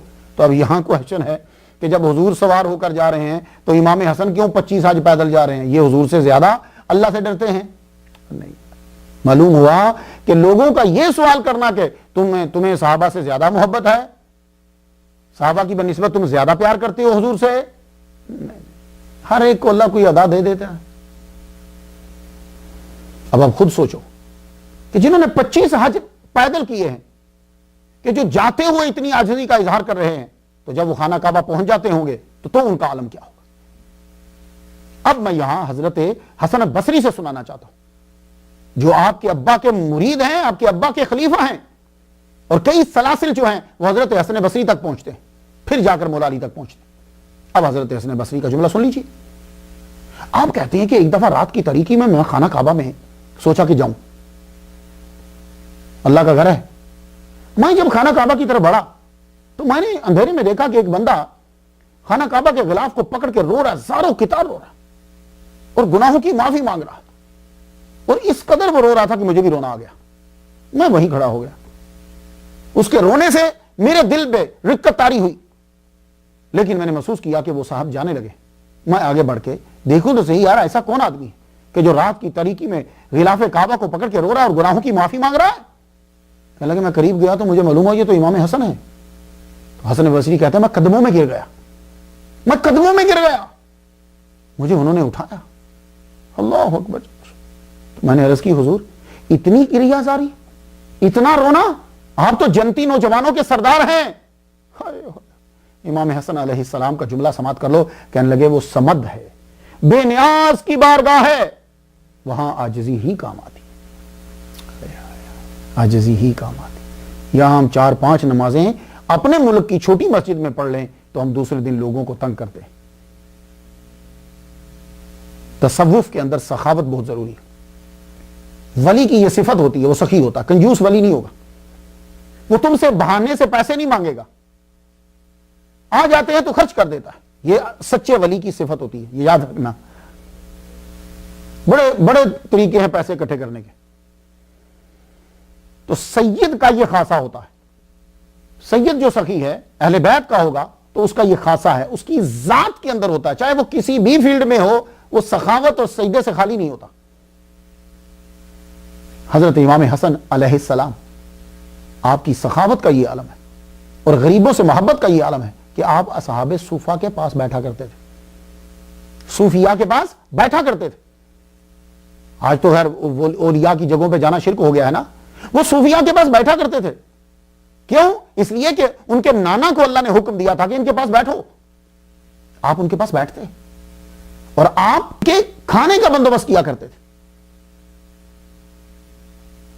ایک مرتبہ آپ نے ایک بندے کو دعا کرتے ہوئے دیکھا، مسجد میں خالی اور کوئی نہیں تھا، تو اکثر امام حسن علیہ السلام مسجد چلے جایا کرتے، تو آپ نے مسجد میں دیکھا کہ وہ رات کی طریقی اور وہ رو رہا ہے، اللہ مجھے 10,000 درہم چاہیے، اللہ مجھے بڑی سخت ضرورت ہے، مجھے 10,000 درہم چاہیے۔ رو امام حسن نے سن لی۔ امام حسن آئے تو تھے عبادت کرنے، انہی پاؤں پلٹے واپس گئے، گھر جا کر آپ نے ایک تھیلی نکالی جس میں 10,000 تھے، اور خود نہیں گئے، غلام سے یہ کہا دوڑتا ہوا جا، مسجد کے کونے میں ایک بندہ دعا مانگ رہا ہے، یہ 10,000 درہم کی تھیلی اسے دے دے، اور دے کے کہنا رب نے تیری دعا قبول کر لی، اب مانگنا بند کر، شکریہ شروع کر دے۔ اللہ اکبر جل شانہ، اب اللہ کا شکر شروع کر دے۔ یہ نہیں بتلایا میں نے دی ہے، امام حسن نے دی ہے، نو۔ کیوں؟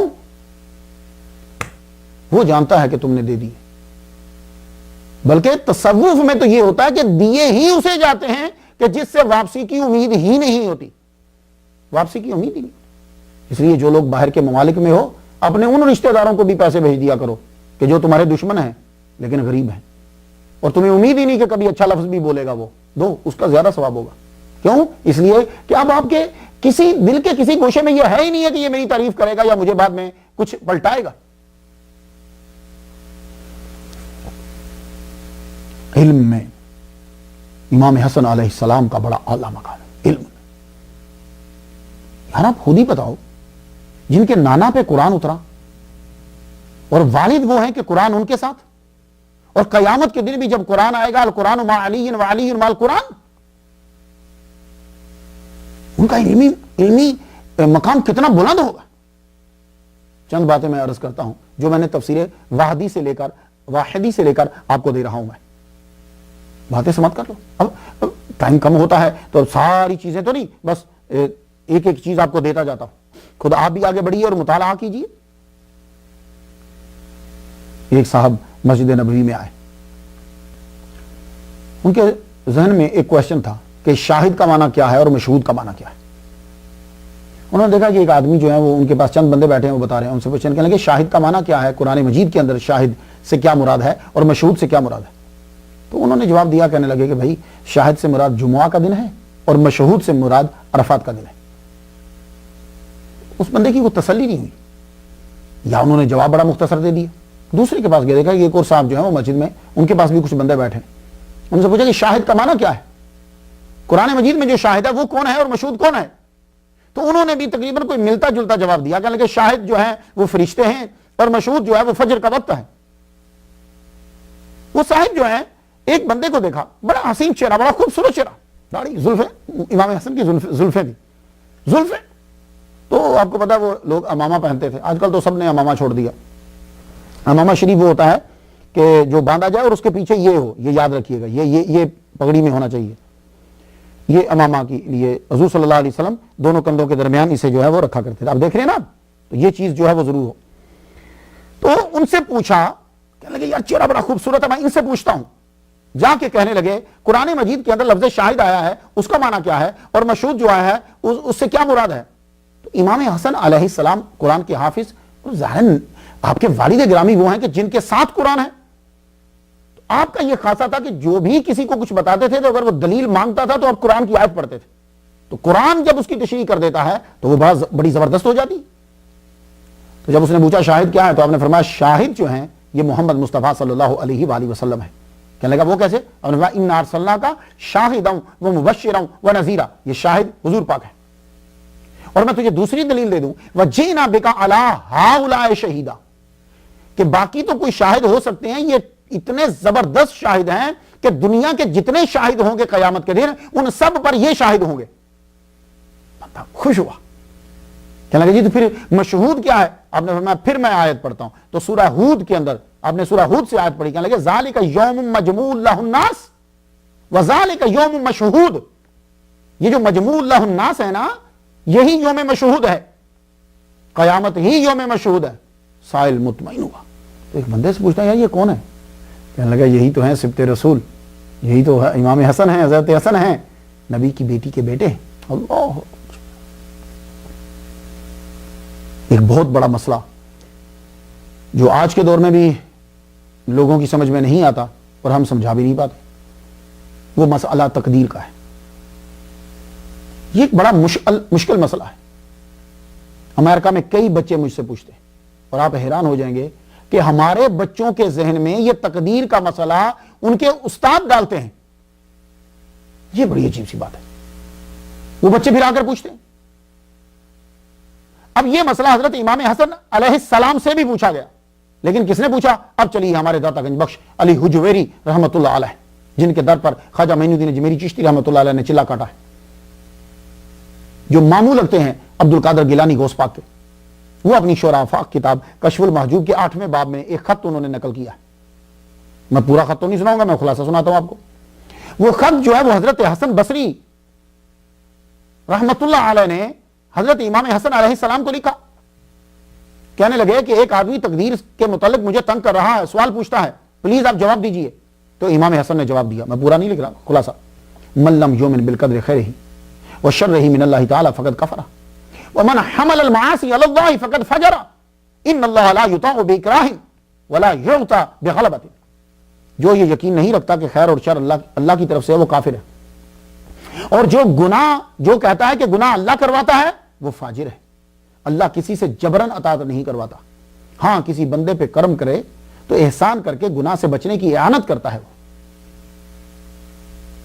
چند سطور کے اندر حضرت امام حسن علیہ السلام نے مسئلے کو سمجھا دیا، لیکن اب میں اپنے جیسوں کو سمجھانے کے لیے تھوڑی سی تشریح کرنا چاہتا ہوں۔ یہ جو تقدیر ہے نا یہ قدر سے بنا ہے۔ قدر کا معنی ہوتا ہے اندازہ۔ آپ تو تقدیر کا معنی ہوگا بندہ کے لیے اللہ کا ایک اندازہ پہلے سے مقرر ہو چکا ہے، اور یہ اندازہ ہماری روزمرہ کی زندگی والا نہیں ہے۔ ہم تو اندازہ لگاتے ہیں، غلط ہو جاتا ہے، کبھی ٹھیک ہوتا ہے، لیکن اللہ نے جو اندازہ لگایا یعنی تقدیر جو ہے وہ بالکل پرفیکٹ ہے، وہ اس کا علم ازلی ہے۔ تو تقدیر سمجھ گئے؟ اب آگے بات ذرا آپ کو توجہ دینا پڑے گی، ادھر ادھر نہیں دیکھنا۔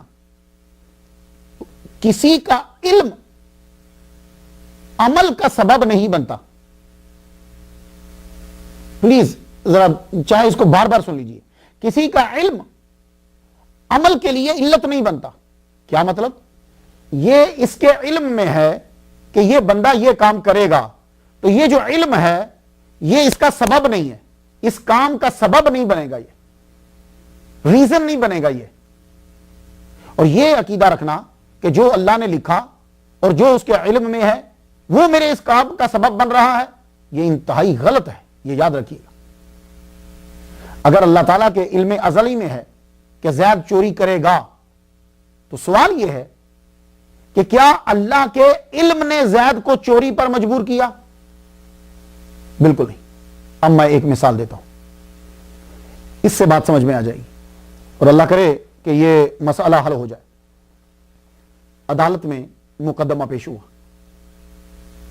اس کی سماعت ہوئی، جج نے سنا، وکلاء نے دلائل دیے، تو سماعت ہو چکی، فیصلہ نہیں ہوا، پیشی ہو گئی، تاریخ پڑ گئی، تو وکیل یہ کہنے لگا بھائی تو یہ مقدمہ ہار جائے گا۔ ابھی جج نے فیصلہ نہیں کیا، وکیل کہنے لگا تو یہ مقدمہ ہار جائے گا۔ واقعی ہی وہ آدمی مقدمہ ہار گیا۔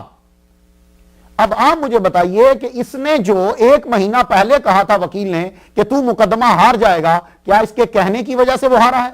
نہیں، یہ اس کا اندازہ تھا، اس نے چیزوں کو دیکھا تو اس کے علم میں آ گیا کہ یہ آدمی مقدمہ ہار جائے گا، اور وہ واقعی ہار گیا۔ تو جب کوئی وکیل آپ کو پہلے بتا دیتا ہے کہ تو مقدمہ ہار جائے گا یا مقدمہ جیت جائے گا، آپ اس کو بڑا اچھا سمجھتے ہو کہ واہ کیا آدمی ہے کہ اس کے ذہن میں پہلے سے ہی آ گیا۔ یا آپ کا بیٹا اسکول میں پڑھ رہا ہے، امتحان ہونے سے 2 ماہ پہلے آپ کو ماسٹر صاحب نے بلایا، ماسٹر صاحب نے بلا کے یہ کہا کہ جناب آپ کا بیٹا فیل ہو جائے گا۔ واقعی جب امتحان ہوا تو آپ کا بیٹا فیل ہو گیا۔ اب ماسٹر کے علم میں تھا کہ آپ کا بیٹا فیل ہو جائے گا، تو کیا اس کے کہنے کی وجہ سے وہ فیل ہوا ہے؟ نہیں، اس نے اندازہ لگا لیا کہ یہ بچہ آوارہ لوگوں کے ساتھ پھرتا ہے، روزانہ سبق نہیں سناتا، اس کو کوئی سبق آتا نہیں ہے، تو اس کے علم کے اندازے نے یہ بتایا کہ یہ فیل ہو جائے گا۔ تو یہ اس کا علم اس کے فیل ہونے کا سبب نہیں بنا، بلکہ آپ نے شکریہ ادا کیا ماسٹر کا، ماسٹر صاحب آپ نے اندازہ لگایا، ہمیں پہلے بتا دیا، آئندہ سے ہم محتاط ہو جائیں گے۔ تو بہت ساری پیش گوئییں ہوتی ہیں جو آپ کے ذہن میں ہوتی ہیں، آپ کے اندازے میں ہوتی ہیں، اور وہ سچی ثابت ہو جاتی ہیں۔ تو کیا آپ اس وکیل کو پکڑ کے اندر کرا دیں گے؟ کیا آپ اس ماسٹر صاحب کو اندر کروا دیں گے؟ کیا وہ نجومی کو آپ اندر کروا دیں گے؟ نہیں، بلکہ بولیں کیا بات ہے یار، اس بندے کے علم میں یہ چیز آ گئی، تو آپ اس کی تعریف کریں گے۔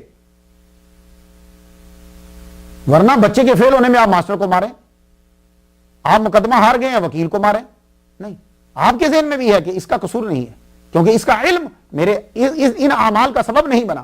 اور میں آپ کو ایک مثال اپنی دیتا ہوں، میرے استاد محترم علامہ مفتی ڈاکٹر سرفراز نعیمی شہید رحمۃ اللہ علیہ، میں 1984 میں ان کے پاس پڑھنے کے لیے گیا، میں پڑھتا نہیں تھا،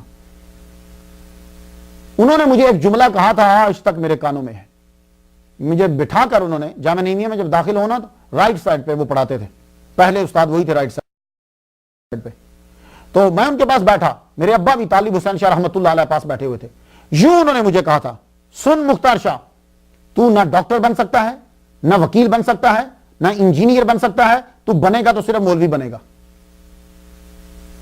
حالانکہ میں نے، آپ جا کے میری اسناد دیکھ لیجئے، میں نے میتھمیٹکس رکھا، اسٹیٹسٹکس رکھا، اکنامکس رکھی، میں نے ماسٹر کیا، میں کچھ نہیں بنا، مولوی بنا۔ تو میرے استاد کے اندازے نے پہلے بتا دیا تھا۔ تو دیکھیے اسی طرح اللہ کا علم افعال خیر و شر جو ہیں اس کا سبب نہیں ہے۔ اگر اللہ کا علم انسان کو اچھے برے کام کرنے پر مجبور کرتا ہے کہ اللہ کے علم میں ہے اور وہ تمہیں مجبور کر رہا ہے، تو پھر حضور پاک کیوں آئے ہیں؟ جنگیں کیوں لڑی؟ تبلیغیں کیوں کی؟ پتھر کیوں کھائے؟ جس کے نصیب میں ایمان تھا وہ ایمان لے آتا، آپ گھر بیٹھتے۔ مولا علی شہید کیوں ہوئے؟ حضرت امام حسین کربلا کیوں گئے؟ سارا نظام درم برم ہو جائے گا۔ تو یہ بات یاد رکھو، آپ کو اختیار دے دیا گیا، یہ خیر ہے یہ شر ہے، اب چن، اور جب تم مجبور ہو جاتے ہو پھر تمہیں اللہ کچھ نہیں کہتا۔ تو اسی لیے مولا علی نے اس مسئلے کو بڑا اچھا حل کیا۔ ایک بندہ آیا یہی مسئلہ پوچھنے کے لیے، اب فرمانے لگے اپنی ایک ٹانگ اٹھا، اس نے ایک ٹانگ اٹھائی، فرمانے لگے دوسری بھی اٹھا، کہنے لگا جی دوسری نہیں اٹھا سکتا، فرمانے لگے بس، جہاں بندہ مختار ہے انہی کاموں میں گرفتار ہے، اور جہاں وہ مجبور ہے وہاں وہ مغفور ہے۔ تو تقدیر کے مسئلے کو حل کر،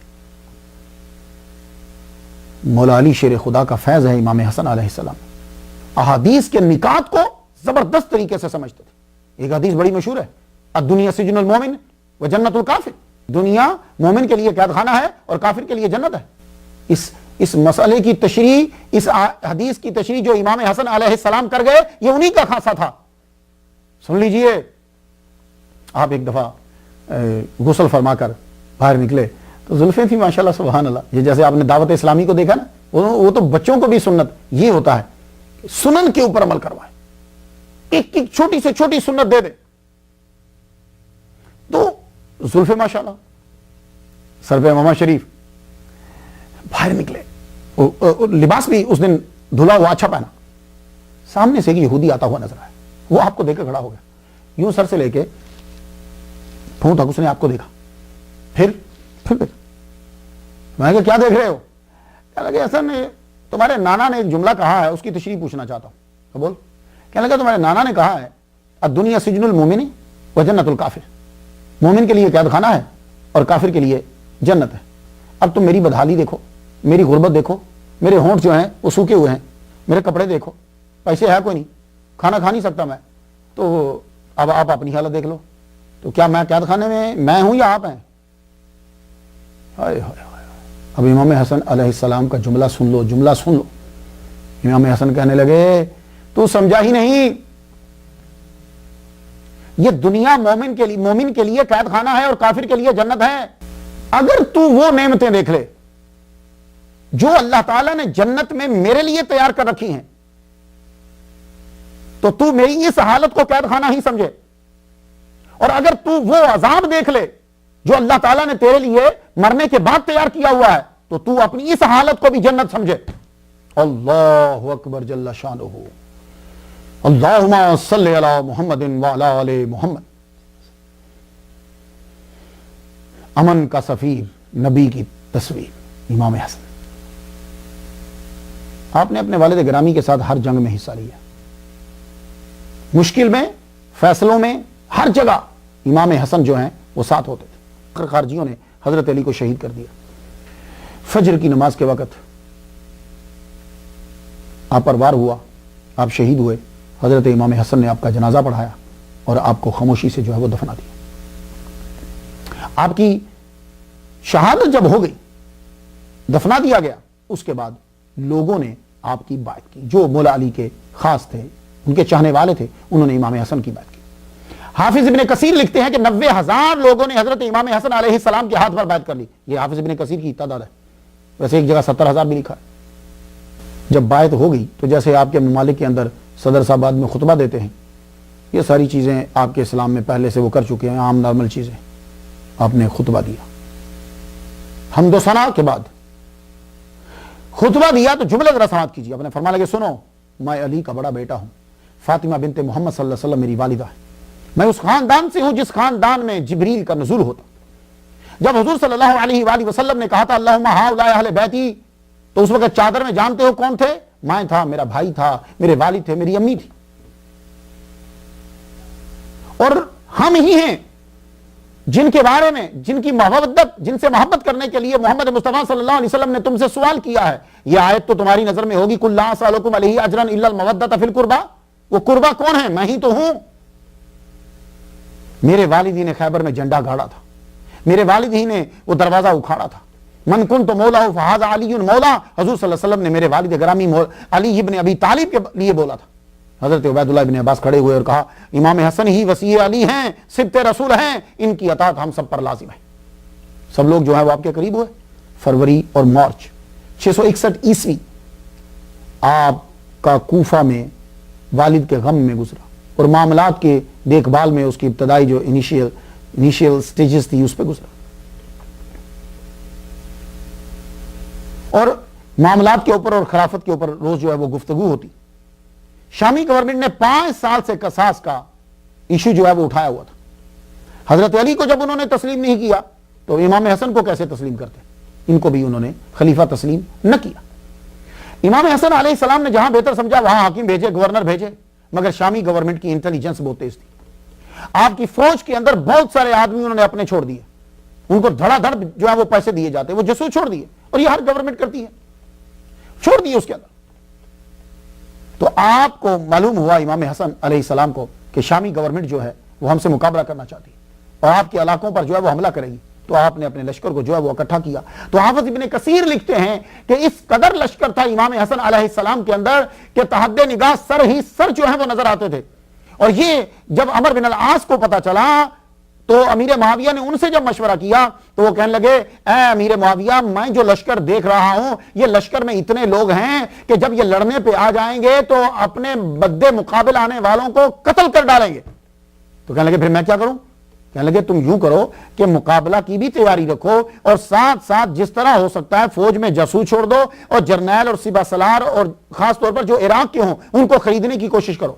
اور اگر وہ خریدے نہیں جا سکتے تو کم از کم فوج کے اندر یہ چیز پھیلا دو کہ جنگ کی تباہ کاریاں کیا ہوتی ہیں اور انسانیت کی بھلائی کا نعرہ لگا دو، انسانیت کی بھلائی کا سبق دو۔ یہ چیزیں جو ہیں انٹیلیجنس جو ہے وہ جاسوسوں نے حضرت امام حسن علیہ السلام کی فوج کے اندر چھوڑ دی۔ حضرت امیر معاویہ کے اندر کچھ بندہ شامل ہوتا تھا تو وہ اس کی پوری چھان بین کرتے تھے، لیکن امام حسن علیہ السلام پوری چھان بین نہیں کرتے۔ کیوں؟ تصوف ہے، خلافت راشدہ جو آ رہا ٹھیک ہے، کم از کم کوئی چیز تو سن کے جائے گا۔ آپ جب تقریر فرما رہے ہوتے تھے، ایون کہ بیعت کا جب خطبہ دے رہے تھے، بیعت جب لی جا رہی تھی تو بیچ میں جاسوس بیٹھے ہوئے مسکرا رہے تھے، ہنس رہے تھے۔ حضرت امیر معاویہ کو خوف دامنگیر ہوا کہ دونوں طرف کی فوج تھکی ہوئی ہے، اکثر جنگ سے تنگ ہے، مگر علی کی شہادت ان کی فوج میں جذبہ پیدا کیے ہوئے ہے، وہ جم کے لڑیں گے۔ تو پھر حضرت امیر معاویہ نے کیا کیا کہ عبد الرحمن بن سامورہ اور عبید اللہ بن عامر کو امام حسن علیہ السلام کی خدمت میں بھیجا کہ میں صلح کرنا چاہتا ہوں۔ جب حضرت امام حسن رضی اللہ تعالیٰ عنہ کا پتہ چلا، میڈیا ٹرک کا پتہ چلا، میڈیا ٹرک کا پتہ چلا کہ میڈیا نے گھیر لیا ہے، صلح نہ کرتے تو میڈیا مشہور کر دیتا کہ امام حسن دہشت گرد ہیں، لوگوں کو مروانا چاہتے ہیں۔ تو آپ نے پھر کیا کیا؟ جانتے تو آپ سب تھے، آپ کو سب معلوم ہو گیا تھا کتنے جاسوس ہیں، کون کون بک گیا ہے، لیکن آپ نے باقی جو اپنے دوست تھے، مخلص تھے، ان کو سنانے کے لیے کہ تاکہ وہ جان لیں، آپ نے تقریر کی۔ ذرا تقریر سماعت کیجیے گا۔ حمد و ثنا کے بعد آپ نے فرمایا، شامی گورنمنٹ نے جو صلح کا پیغام بھیجا ہے تم میں پہلے ہی پھیلا دیا گیا ہوگا، یعنی صرف میرے تک نہیں آیا، تمہیں پھیلا دیا گیا ہوگا۔ میں بھی صلح چاہتا ہوں، میرے والد بھی صلح اور امن ہی چاہتے تھے۔ جب میرے والد نے تم کو بلایا تھا آؤ شامیوں سے جنگ کریں، تب تمہارے سامنے دین تھا، اب اکثر کے سامنے دین نہیں ہے، دنیا ہے۔ تم میں کچھ وہ ہیں جو اس بات پہ رو رہے ہیں کہ صفین میں ہمارے اتنے مر گئے، اتنے مر گئے، اتنے مر گئے، وہ اس بات پہ ابھی تک رو رہے ہیں۔ تو اب جب تم لڑو گے تو دین تمہارے سامنے نہیں ہوگا، بلکہ تم بدلہ لینے کے لیے لڑو گے، تو دین تو چلا گیا۔ اور کچھ خارجی ہیں، وہ الگ فتنہ پھیلا رہے ہیں ہماری ہی فوج کے اندر، اور کچھ ایسے ہیں کہ جو نہ ہمارا ساتھ دے رہے ہیں نہ ان کا ساتھ دے رہے ہیں۔ اب بتاؤ، تو میری اطلاع کے مطابق ہم میں وہ لوگ بھی ہیں کہ جن کی ظاہری موجودگی تو یہاں ہوتی ہے، لیکن باطنی اور ذہنی شام میں ہوتی ہے، سیریا میں ہوتی ہے۔ امیر معاویہ نے جو صلح کی دعوت دی ہے اس میں نہ عزت ہے نہ انصاف ہے۔ اب تم سے پوچھنا چاہتا ہوں کہ صلح کی دعوت قبول ہے تمہیں؟ لو جی، وہ بندے کچھ جمع کیے ہوئے تھے، ایک دم اٹھے، البقیہ البقیہ، ہم صلح چاہتے ہیں، ہم صلح چاہتے ہیں، ہم صلح چاہتے ہیں۔ یہ دو نعرے بیک آواز جب اٹھے، اب جاسوسوں کو موقع مل گیا۔ کیس بن صاحب کو قتل کر دیا گیا، کیس کو قتل کر دیا گیا، کیس کو قتل کر دیا گیا۔ اب یہ نعرہ اور ہم صلح چاہتے ہیں، یہ نعرہ، یہ دونوں جب اٹھے، اب فوج کے دوسرے لوگ بھی پریشان ہوئے، کیونکہ جو کیس تھے ان کے ساتھ 12,000 کا لشکر تھا اور ان کو پولیس والے کہتے تھے، یہ پہلے بھیجے جاتے تھے۔ اب جب ان کے قتل کی خبر پھیل گئی تو لوٹ کھسوٹ شروع ہو گئی۔ خارجیوں نے امام حسن پر حملہ کر دیا، کیونکہ خارجی جو تھے وہ نہ حضرت علی کو مسلمان سمجھتے تھے اور نہ ہی حضرت امام حسن کو۔ امام حسن پر حملہ کیا، گالیاں دینا شروع کر دی، امام حسن کے نیچے سے مسلح کھینچ لیا، آپ کے کندھوں پہ خنجر سے وار کیا، آپ زخمی ہوئے، آپ کا خیمہ لوٹ لیا۔ آپ نے ربیعہ اور حمدان کو بلایا مدد کے لیے، وہ آئے، آپ کو ان کے نرغے سے نکال کر لے گئے۔ آپ نے اپنے ساتھیوں سے کہا، دیکھ لیا تم نے، ابھی تو میں نے صرف بات کی تھی، صرف اس لیے کہ تمہیں پتا چل جائے کہ فوج کے اندر کیا ہو رہا ہے۔ آپ وہاں سے بد دل ہو کر مدائن کی طرف روانہ ہو گئے۔ مدائن کی طرف روانہ ہوئے تو رستے کے اندر ایک خارجی بیٹھا ہوا تھا، اور وہ خارجی جو ہے اس نے اٹھ کر حملہ کیا۔ آپ سوار تھے، اس نے حملہ جب کیا تو آپ کی ران مبارک کو زخمی کر دیا، تو آپ کا خون بہتا جا رہا ہے اور آپ مدائن پہنچے، قصر ابید میں جا کر قیام پذیر ہوئے۔ میں اس کا ذکر کرایا سلمان فارسی رضی اللہ تعالیٰ عنہ کی سٹوری کے اندر۔ آپ قصر ابید میں قیام پذیر ہوئے، آپ کا علاج ہونے لگا، اور یہ جو علاج کا وقفہ تھا یہ شامی گورنمنٹ کے لیے بڑا فائدہ مند ہوا۔ حضرت امیر معاویہ خود لشکر لے کر انبار کے مقام پہ آ گئے۔ جب وہاں وہ آ گئے تو ادھر کیس کا لشکر تھا، وہ ان کی افواہ تھی، جھوٹی خبر تھی قتل کی، ادھر ان کا لشکر، برابر میں یہ انہوں نے لشکر ڈال دیا۔ امام حسن علیہ السلام جب ٹھیک ہوئے، اور جب ٹھیک ہوئے پھر آپ کے وہ ساتھی آ گئے جو آپ پہ جان نشاور کرنا چاہتے تھے، کہتے تھے حضور لڑیے، پیچھے مت ہٹیے. آپ نے فرمایا میں پیچھے نہیں ہٹتا, تم مجھے بزدل سمجھتے ہو, تم نے ہی مجھے دیکھا ہے, میں اپنے ابا کے ساتھ ہر جنگ میں پہلی سامنے ہوتا تھا, لیکن تم مجھے بتاؤ میں کن کے لیے لڑوں. اور یہ جو فوج جس کو تم ساتھ لیے ہوئے ہو عین وقت میں تمہاری ہی مخالفت کر دے گی. اور سن لو میں تمہیں بتا رہا ہوں, ان کا مقصد ہمیں قید کروانا اور قتل کروانا ہے, اس لیے تم میری بات مان لو. لیکن انہوں نے ضد کی. آپ نے فرمایا ٹھیک ہے تمہیں پھر ایک دفعہ دکھاتا ہوں, چلو. آپ لشکر لے کر پھر روانہ ہوئے. اب لشکر لے کر جب روانہ ہوئے تو آپ کا سامنا عبید اللہ بن عامر کے لشکر کے ساتھ ہو گیا. حالانکہ وہ جنگ کرنے کے لیے ہی آئے تھے, لیکن جب انہوں نے دیکھا کہ میں تو اب ہار جاؤں گا, فوج زیادہ ہے, میڈیا ٹرک وہ بھی چل گئے. وہ میڈیا ٹرک کیا چلے کہ جب فوجیں آمنے سامنے ہوئی تو قاصد انہوں نے بھیجا کہ میں واپس جا رہا ہوں, میں تو ویسے آیا تھا, میں واپس جا رہا ہوں. اور ابو محمد, یہ امام حسن سے کہتے تھے, ابو محمد امام حسن سے کہنا, سلام کہنا اور کہنا خدا کے لیے اپنے اور اپنی جماعت کے حال پر رحم کرو. تو یہ شامی گورنمنٹ کیا کرتی تھی کہ جب وہ کوئی بادشاہ کو بھیجتی تھی میسج, عوام میں پہلے پھیلا دیتی تھی. حالانکہ میسج جو ہوتا ہے اسی بندے کو جاتا ہے, لیکن یہ پہلے عوام میں بھی پھیلا دیتے تھے. عوام میں بھی پھیلا دیا گیا, اور جب عوام میں پھیلا دیا گیا تو فوجیوں کے اندر بھی دو گروپ ہو گئے. پھر تو آپ نے انہی لوگوں کو جو اپنے چاہنے والے تھے انہیں بلایا, کہنے لگے دیکھ لو اب خوش ہو, آپ فوج کے اندر ہی ہیں, حالانکہ میں جانتا ہوں کہ وہ جنگ کرنے کے لیے آئے تھے, واپس ویسے چلے گئے.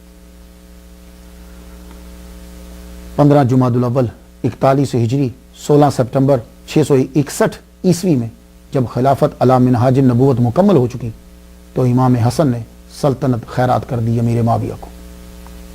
اس وقت حضرت امام حسن علیہ السلام کی عمر 38 قمری سال تھی اور حضرت امیر معاویہ کی عمر جو ہے 59 سال تھی. آپ نے صلح کیوں کی؟ بڑا نازک مسئلہ ہے, لیکن تاریخ کے اندر جو لکھا ہے میں آپ کے گوش گزار کرنا چاہتا ہوں. کہتے ہیں کچھ نے کہا امام حسن کو صلح نہیں کرنی چاہیے تھی, امام حسن کا فیصلہ جو ہے وہ سراسر غلط تھا. لیکن سنو, میں اہل بیت کے در کا کتا ہوں, نوکر ہوں. اب میں بتانا چاہتا ہوں کہ حضرت امام حسن علیہ السلام نے صلح کیوں کی.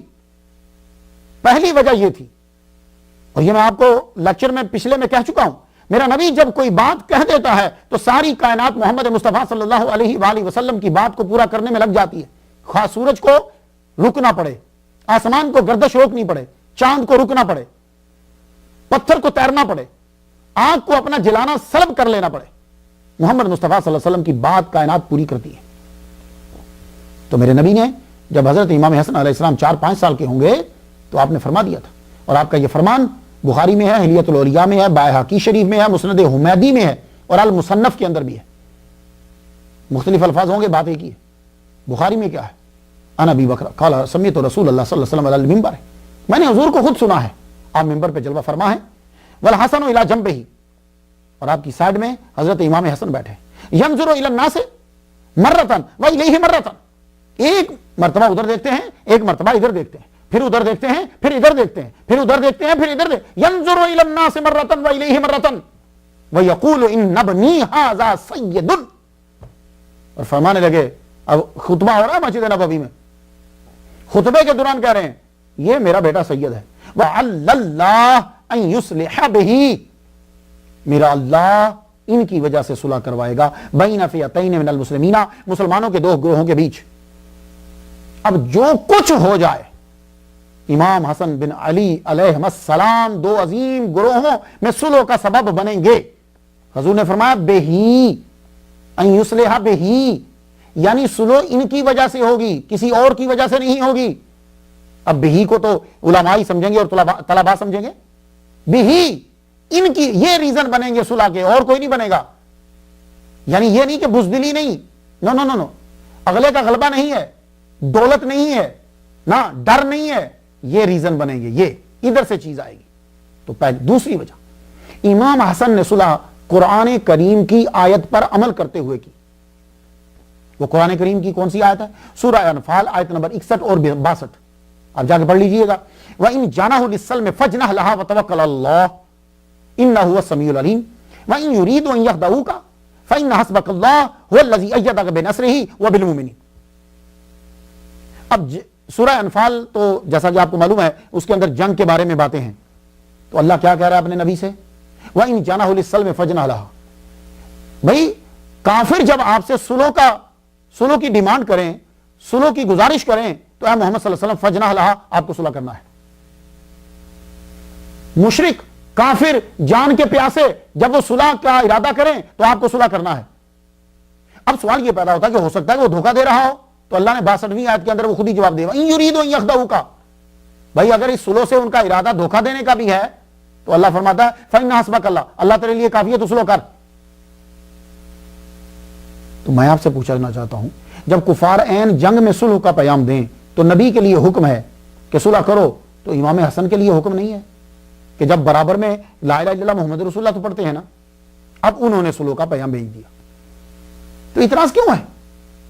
امام حسن نے وہی کام کیا جو محمد مصطفیٰ صلی اللہ علیہ وآلہ وسلم نے صلح حدیبیہ میں کیا۔ اب آپ صلح حدیبیہ کو دیکھ لیجئے اور حضرت امام حسن کی صلح کو دیکھ لیجئے۔ حدیبیہ کے اندر بھی تو حضور صلی اللہ علیہ وآلہ وسلم کے چاہنے والوں نے شور مچایا تھا نا، یا رسول اللہ ایسا کیوں کر رہے ہیں، وہ دیکھو وہ ہمارے بندوں کو مار رہے ہیں، اس میں ہماری بے عزتی ہے۔ آپ نے فرمایا میں اللہ کا رسول ہوں، صلح کی آپ نے۔ اسی طرح امام حسن کو کہا گیا لیکن آپ نے صلح کی، بات آپ سمجھ رہے، صلح کی، اور دونوں کے نتائج بعد میں لوگوں پر واضح ہو گئے کہ دونوں نے ٹھیک کیا۔ تو آپ نے امام حسن نے میڈیا کے ٹرک کو صلح کر کے ناکام کر دیا۔ میڈیا کا ٹرک کیا تھا؟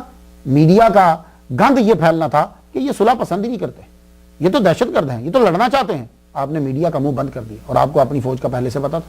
دوسری طرف پوری دنیا کو موقع فراہم کر دیا کہ آرام سے جان لو کہ ان سے علی کیوں لڑے تھے، اور یہ بات امام حسین کے دور تک کھل کر واضح آ گئی لوگوں کے۔ اور تیسری وجہ صلح کرنے کی یہ تھی، امام حسن بن علی کو حضرت امیر معاویہ نے وہ خط بھیجے جو ان لوگوں کے لکھے ہوئے تھے جو امام حسن کے لشکر میں سپہ سالار تھے۔ لکھا ہوا تھا ہم ان کو لا رہے ہیں، جنگ میں جب سامنا ہوگا تو ہم خود پکڑ کر آپ کے حوالے کر دیں گے، پھر جو چاہے کرنا، قتل کرنا یا قید کرنا۔ ایسی فوج کو لے کر امام حسن جاتے۔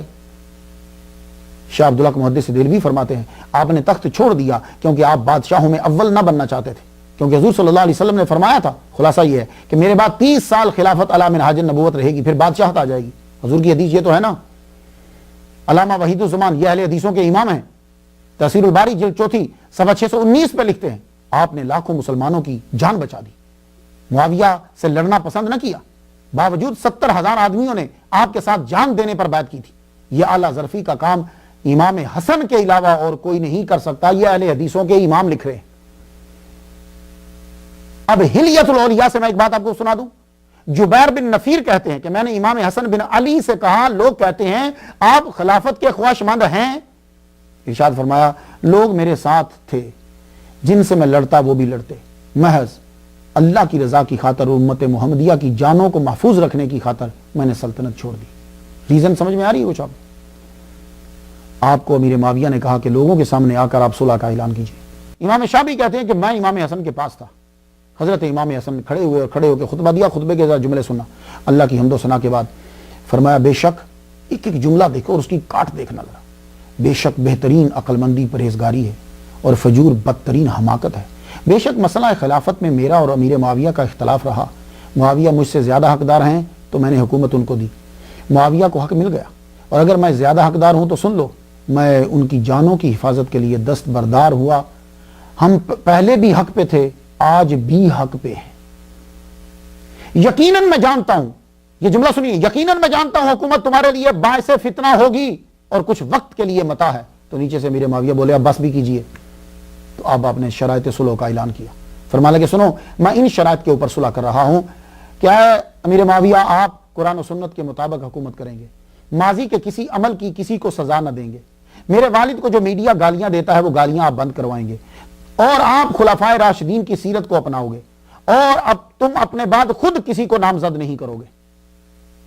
بعد میں حضرت امام حسن علیہ السلام نے 4 لاکھ دینار صلح کا تحفہ دیا۔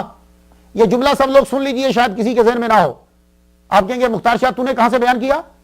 علی بن برادہ بیان کرتے ہیں اور اصحابہ میں یہ ہے 4 لاکھ دینار میرے نبی کی آل نے دیے امیر معاویہ کو۔ بعد میں اب تو یہ مورخین بتائیں گے کہ میرا تو یہ ٹاپک نہیں ہے کہ کیا شرائط پر عمل ہوا کہ نہیں ہوا۔ تاریخ لکھتی ہے کہ جب سلطنت مکمل مل گئی تو اب وہ جو قصاص کا ایشو تھا وہ ختم ہو گیا. اب کسی نے قصاص کا نہیں لیا. حضرت عثمان غنی کے خون کا بدلہ کسی نے نہیں لیا, صرف حکومت کو گرانا تھا. البتہ امام حسن کے ساتھی چن چن کر قتل کیے گئے, ان کی فیملیاں پوری خاندان کے خاندان قتل کر دیے گئے. امام حسن بن علی نے سامان سمیٹا اور آپ مدینہ چلے گئے. آپ نے دنیا کی سلطنت چھوڑ دی, رب نے آپ کو باطنی سلطنت عطا کر دی. آج ولیوں کے بادشاہ امام حسن علیہ السلام, صوفیاء کے بادشاہ غوث و اغواث اقطاب اولیاء سب آپ کے در کے دربان. آپ نے جب سلطنت چھوڑ دی تو کسی نے کہا آپ نے حکومت بنو امیہ کو دے دی. تو اس وقت حضرت امام حسن علیہ السلام نے یہ آیت پڑھی لیلۃ القدر خیر من الف شہر. کسی نے پوچھا امام یہ کیا ہے, میں پوچھ رہا ہوں کہ بنو امیہ کو خلافت دے دی اور آپ آیت پڑھ لیلۃ القدر خیر من الف شہر. یہ میچ نہیں کر رہی بات سے.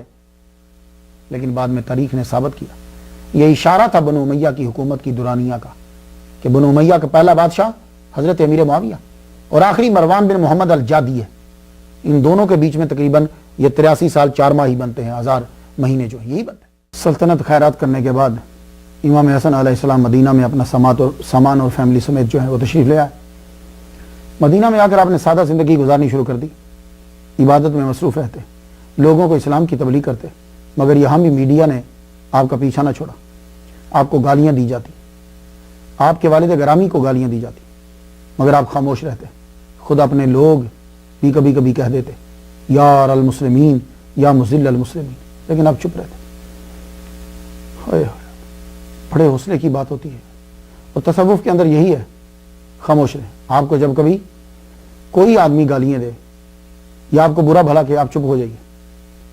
آپ جواب دیں گے تو اتنی سزا نہیں اسے ملے گی جو آپ کے خاموش رہنے پہ ملے گی. میری زندگی کے اندر بڑا ایسے مواقع آئے, بندوں نے بہت مخالفت کی. میں شروع میں تھا, ایک صاحب نے میری مخالفت کی, میں چپ ہو گیا, میں نے ان کو کچھ نہیں کہا. ایک میں نے ماں کتاب لکھی تو ایک صاحب نے آ کر بڑی مخالفت کی بلا وجہ ہی, وہ بات کو سمجھنے کے بجائے مخالفت شروع کر دی. پھر ایک دن میں بیٹھا ہوں تو مجھے کہنے لگے اگلے منڈے کو ہم تمہیں قتل کر دیں گے. میں چپ ہو گیا, میں نے کوئی جواب نہیں دیا. وہ ایک جگہ ایک دفعہ رستے سے گزر رہے تھے, کالے کتے نے انہیں کاٹا, وہ مر گئے.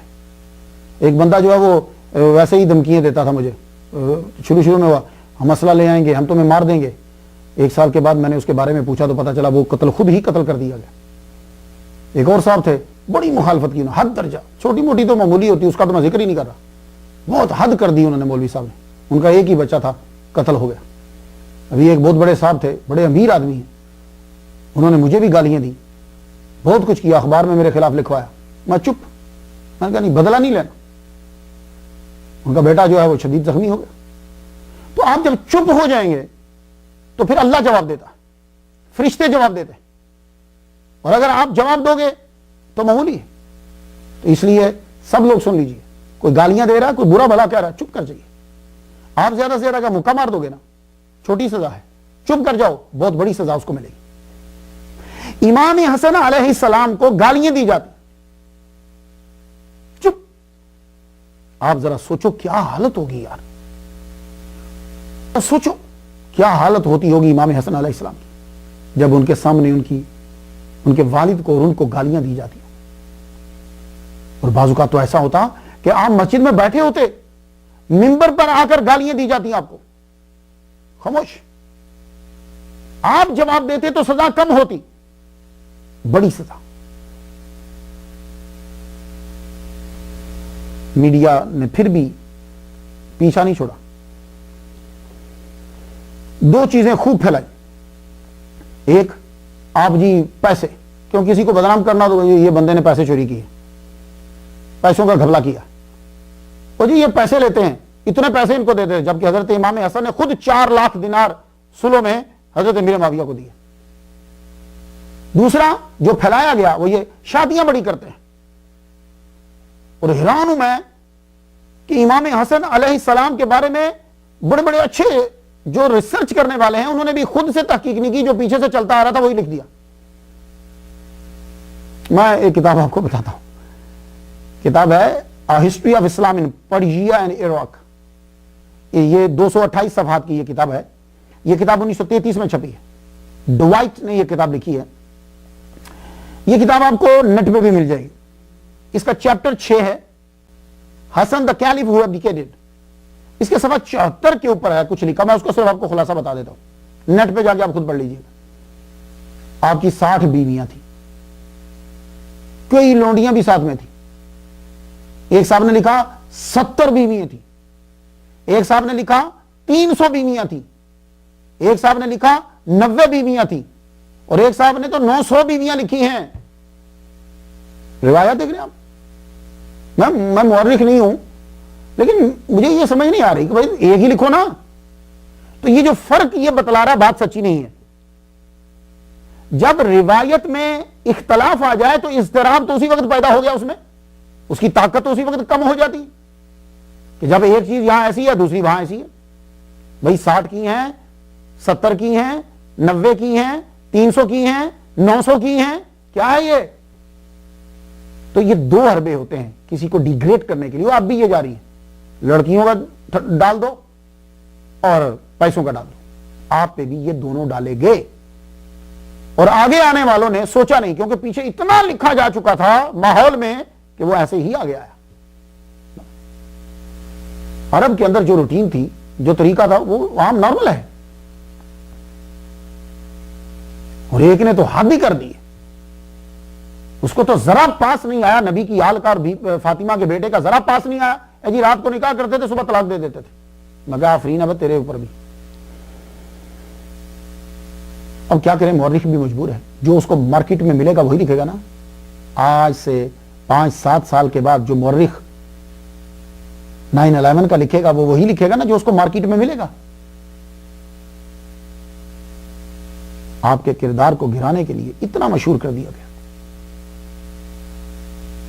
جو میڈیا جمعہ کے مقدس خطبے کے اندر آپ کو اور آپ کے ابا کو گالیاں دلوا سکتا ہے, وہ یہ نہیں مشہور کر سکتا کہ آپ رات کو شادی کرتے تھے صبح توڑ دیتے. کس نے شام سے آ کر غور کرنا ہے, یا یہاں سے جا کے وہاں غور کرنا ہے؟ لکھنے والے ہیں کتنے, اور جو چند ہیں وہی مشہور ہیں. سب سے پہلے یہ شادیوں کا جو گند مشہور کیا ہے, یہ حسن المدائنی نے مشہور کیا کہ رات کو شادی کرتے تھے صبح طلاق دے دیتے تھے. اب یہ کسی کی طرف بھی منسوب کر سکتے ہیں. وہ مولوی صاحب نعمان بن ثابت سے بیان کر رہے کہ نعمان یہ بیان کرتے ہیں. آپ نے فرمایا, کھڑے ہو کے سنا, آپ نے کہا میں نے تو یہ بیان کیا ہی نہیں ہے. تو کہنے لگا آپ کون ہے؟ کہنے لگا میں ہی نعمان بن ثابت ہوں جسے امام اعظم لوگ کہتے ہیں. کہنے لگا تو آپ اکیلے ہی نعمان ہو. لو بے شرمی کی انتہا دیکھو. تو بھائی تو پرانے دور میں میڈیا کا ٹرک ہے, میڈیا چلاتا ہے جو چلے. رات کو شادی کرنا اور صبح طلاق دے دینا, اور 900 شادیاں جو ہیں وہ مشہور کر دی. یہ کس نے مشہور کیا؟ حسن المدائنی نے مشہور کیا. اور پھر آپ کو معلوم ہے کہ میڈیا کا ٹرک یہ ہے, اور ہٹلر کا یہ اصول تھا, if you tell a big enough lie and tell it frequently enough, it will be believed. جھوٹ بولو اور بولتے چلے جاؤ, it will be believed. مگر امام حسن نے نبی کی آل کی جو صفات ہیں وہ اس حال میں بھی نہیں چھوڑی. مدینہ میں رہتے ہوئے بھی لوگوں کا خیال رکھتے. تاریخ دمشق سے ایک بات سنا دوں, جلد 34 صفحہ 217, ابن اسحاق نے لکھا, ایک دفعہ کیا ہوا کہ امام حسن علیہ السلام جو ہے وہ جا رہے ہیں, تو آپ نے ایک غلام کو دیکھا. غلام آپ کو افریقن زیادہ تر, غلام کو دیکھا, اس کے ہاتھ میں ایک روٹی ہے. وہ روٹی کھانے کے لیے نیچے بیٹھا تو ایک کتا اس کے سامنے آ کر بیٹھ گیا. تو وہ غلام کیا کرتا ہے کہ ایک لقمہ توڑتا ہے اپنے منہ میں ڈالتا ہے, اور ایک لقمہ توڑتا ہے تو اس کو دے دیتا ہے. پھر ایک لقمہ اپنے منہ میں ڈالتا ہے, ایک اس کو دیتا ہے. تو اس طرح اس نے آدھی روٹی خود کھائی, آدھی کتے کو دے دی. امام حسن علیہ السلام کھڑے ہو کے دیکھتے تھے. جب روٹی ختم ہوگی تو آپ آگے بڑھے, جب روٹی ختم ہوگی تو آپ آگے بڑھے. کہنے لگے تم نے پوری روٹی خود کیوں نہیں کھائی, ایک روٹی تیرا کیا بنائے گی, تو کتے کو کیوں دی؟ تو اس کا جملہ بڑا پیارا تھا. کہنے لگا حضور وہ سامنے بیٹھا مجھے دیکھ رہا تھا, مجھے شرم آ گئی, میں اکیلا کھا لوں اسے نہ دوں. آپ کو یہ بات بڑی پسند. کہنے لگے تجھے قسم ہے اللہ کی, یہی بیٹھے رہے جب تک میں واپس نہ آؤں. تو یہ بتا کہ تو غلام کس کا ہے؟ کہنے لگا ابان بن عثمان کا. کہا یہ باغ کس کا ہے؟ کہا یہ باغ بھی ابان بن عثمان کا ہے. اچھا تو یہیں بیٹھا رہو. آپ گئے, ابان سے جا کے غلام بھی خریدا, اس کی پیمنٹ کی, باغ بھی خریدا, باغ کی پیمنٹ کی, واپس آئے تو کہنے لگے آج کے بعد تو ابان کا غلام نہیں ہے, میں نے تجھے خرید لیا. تو کھڑا ہو کے کہنے لگا حضور پھر میں آج سے آپ کی بات مانوں گا. فرمانے لگے نہیں اس لیے نہیں خریدا, جا تجھے میں نے آزاد کیا اور یہ باغ تجھے میں نے تحفے میں دیا. یہ ہے علی کی آل, یہ ہے فاطمہ کا لال. اللہم صلی علی محمد وعلی آل محمد و ابواب محمد وبارک وسلم. حضرت ابو ہریرہ رضی اللہ تعالیٰ عنہ کو امام حسن علیہ السلام سے بڑی شدید محبت تھی، بڑی شدت سے محبت تھی. حضرت ابو ہریرہ رضی اللہ تعالیٰ عنہ کو حضرت امام حسن بن علی رضی اللہ تعالیٰ عنہما سے بڑی محبت تھی. میں آپ کو ایک بات بتاتا ہوں، امام مسلم میں ہے اور ابن ماجہ نے اس کو نقل کیا ہے. خلاصہ سناتا ہوں آپ کو میں. ابو ہریرہ روایت کرتے ہیں ایک دن میں اور حضور صلی اللہ علیہ وسلم بنو قینقاع کے بازار سے آ رہے تھے. بی بی فاطمہ تو زہرا رضی اللہ تعالیٰ عنہ کے گھر کے قریب پہنچے تو کہنے لگے یہاں بچہ تھا، یہاں بچہ تھا. وہ حضرت امام حسن کے بارے میں پوچھ رہے تھے. اتنے میں حضرت امام حسن اندر سے دوڑتے ہوئے آئے، آتے ہی نانا کو چمٹ گئے. حضور صلی اللہ علیہ وسلم نے سینے سے لگایا، چوما اور دعا کی آپ نے، اللہ میں اسے دل و جان سے محبت کرتا ہوں، تو اسے محبوب رکھ، جو اسے محبوب رکھے اسے بھی محبوب رکھ. ابو ہریرہ کہتے ہیں جس دن سے یہ کلمات میں نے سنے اس دن سے مجھے امام حسن سے محبت ہو گئی. یعنی بچپن سے ہی امام حسن سے یہ محبت کرتے تھے حضرت ابو ہریرہ رضی اللہ تعالیٰ عنہ. طبرانی سے میں ایک بات آپ کو سناتا ہوں اور یہ مستدرک میں بھی ہے. ایک مجلس میں حضرت ابو ہریرہ رضی اللہ تعالیٰ عنہ جلوہ فرماتے کہ امام حسن تشریف لائے اور آپ نے سب کو سلام کیا. تو آپ کو جب معلوم ہوا کہ امام حسن ہیں تو مڑ کر آپ نے کہا وعلیک السلام یا سیدی. کسی نے پوچھا آپ نے ان کو سیدی کہا؟ گواہی دیتا ہوں کہ محمد مصطفیٰ صلی اللہ علیہ وسلم نے ان کو سید کہا. تدرک نے مناقب حسن میں لکھا ہے کہ ایک مرتبہ حضرت ابو ہریرہ رضی اللہ تعالیٰ عنہ نے امام حسن سے کہا رأیت رسول اللہ قبل بطنک، میں نے حضور کو دیکھا ہے کہ انہوں نے آپ کا پیٹ مبارک چوما تھا. فاکشف الموضع الذی قبل رسول اللہ، آپ ذرا اس جگہ سے کپڑا ہٹائیے جہاں سے حضور نے چوما تھا. حتی قبلہ قال وکشف الحسن وقبلہ، حضرت امام حسن علیہ السلام نے کپڑا ہٹایا، حضرت ابو ہریرہ رضی اللہ تعالیٰ عنہ نے جا کر اس جگہ کو چوما. صحابہ کرام اہل بیت سے آل سے بڑی محبت کرتے تھے. حکومت کو آپ حکومت سے ہٹ تو گئے تھے لیکن پھر بھی حکومت کو ڈر تو تھا، تو آپ کو زہر دینے کا منصوبہ بنایا گیا، جسے آپ زہر کہتے ہیں. زہر دینے کا منصوبہ بنایا گیا اور بارہا آپ کو زہر دیا گیا. ڈوائٹ نے اپنی کتاب کے 76 صفحے کے اوپر لکھا ہے، 76ویں صفحے پہ لکھا ہے کہ پہلے ایک غلام کو خریدا گیا جو آپ کے گھر میں ہی کام کرتا ہے. اس نے 3 مرتبہ کھانے میں زہر دیا مگر آپ پر اثر نہ ہوا. پھر ایک اور آدمی کو بھیجا گیا، بہت ہی خطرناک قسم کا زہر جو ہے وہ دے کر بھیجا گیا. اس کا ایک قطرہ اگر تالاب میں ڈال دیا جائے تو ساری مچھلیاں مر جائیں. مگر اس آدمی کو رستے میں موت آ گئی اور وہ زہر جو ہے وہ گھر تک نہیں پہنچ پایا. اس کے بعد پھر 5ویں مرتبہ پھر آپ کو زہر دیا، وہ بندہ رستے میں مر گیا. تو ڈوائٹ پھر لکھتا ہے، وہ کہتا ہے کہ پھر آپ کے گھر میں سے کسی وائف کو خریدا گیا. اس نے سب سے پہلے ہنی کے اندر زہر ملایا، آپ کی طبیعت جو ہے وہ بگڑ گئی. آپ فوراً تیزی کے ساتھ محمد مصطفیٰ صلی اللہ علیہ وسلم کے روزہ پر گئے.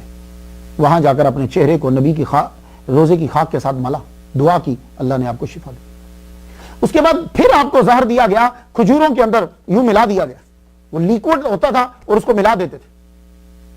تو آپ نے 7 کھجوریں کھا لی، پھر آپ کی طبیعت جو ہے وہ بگڑ گئی. اب دوبارہ پھر حضور صلی اللہ علیہ وآلہ وسلم کے روزہ اطہر پر گئے. روزے پر جب آپ گئے وہاں جا کر پھر آپ نے دعا مانگی اور وہ مٹی مبارک لے کر اپنے جسم کے اوپر جو ہے وہ ملی، اللہ نے پھر آپ کو شفا دی. اس کے بعد آپ ذرا پریشان رہنے لگے تو آپ موصل میں چلے گئے، لیکن موصل جا کر بھی دل نہیں لگا آپ کا. اب موصل سے پھر واپس مدینہ میں آ گئے. مدینہ میں جب واپس آئے تو اب آپ نے کسی کے ہاتھ سے کھانا اور پینا بند کر دیا. صرف آپ کی بیٹی آپ کو کھانا دیتی تھی، اور پانی جو رات کو اٹھ کر آپ استعمال کرتے تھے وضو کے لیے یا پینے کے لیے، اس کو رات کو باندھ دیا جاتا تھا کپڑے سے. کہ اب اگر کوئی کھولے گا تو پتہ چل جائے گا، پھاڑے گا پتہ چل جائے گا. وہ پانی کا جو برتن تھا اس کو اوپر سے کپڑے سے باندھا ہوا تھا، وہ پانی چھلک کے کپڑے کو لگ گیا، کپڑا گیلا ہو گیا. کپڑا گیلا ہوا تو اب جس وائف کو خریدا گیا تھا اس نے رات کو اٹھ کر کیا کیا، پانی کے اندر تو ملا نہیں سکتی، اس نے کپڑے کے اوپر ہی زہر کو رکھ کے اوپر سے پانی ڈال دیا. وہ لیکوڈ جو ہے وہ پانی سے رشتہ رشتہ رشتہ رشتہ پانی کے اندر چلا گیا. صبح جب آپ کی بیٹی تشریف لائیں، انہوں نے آ کر کپڑا کھولا، آپ کو پانی دیا، تو وہ زہر تو پوری رات سے اندر جا رہا تھا، قطرے قطرے قطرے اندر جا رہا تھا. وہ پانی کا اندر جانا تھا کہ جگر کے ٹکڑے ہو گئے، جگر کے ٹکڑے ہو گئے،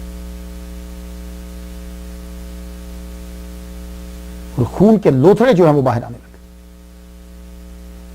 علامہ صفوری نے اور علامہ سخاوی نے اور علامہ غلام رسول سیدی رحمۃ اللہ علیہ نے شرح مسلم جو مسلم کی شرح لکھی ہے اس میں لکھا ہے کہ یہ جادہ بنت الاشعث ہے، مگر میرے دادا استاد، اور ہمارے تصوف کے اندر کیا ہے، میرے دادا استاد صدر الافاضل سید نعیم الدین مراد آبادی. میں دادا استاد کیوں کہہ رہا ہوں؟ اس لیے کہ میرے استاد مفتی محمد حسین نعیمی ہیں، ان کے استاد یہ نعیم الدین مراد آبادی، انہی کی وجہ سے ہم سب نعیمی ہیں. تو یہ فرماتے ہیں کہ جب امام حسن نے نام نہیں لیا، انہوں نے نام نہیں بتایا، تو ہم کیوں الزام دیں؟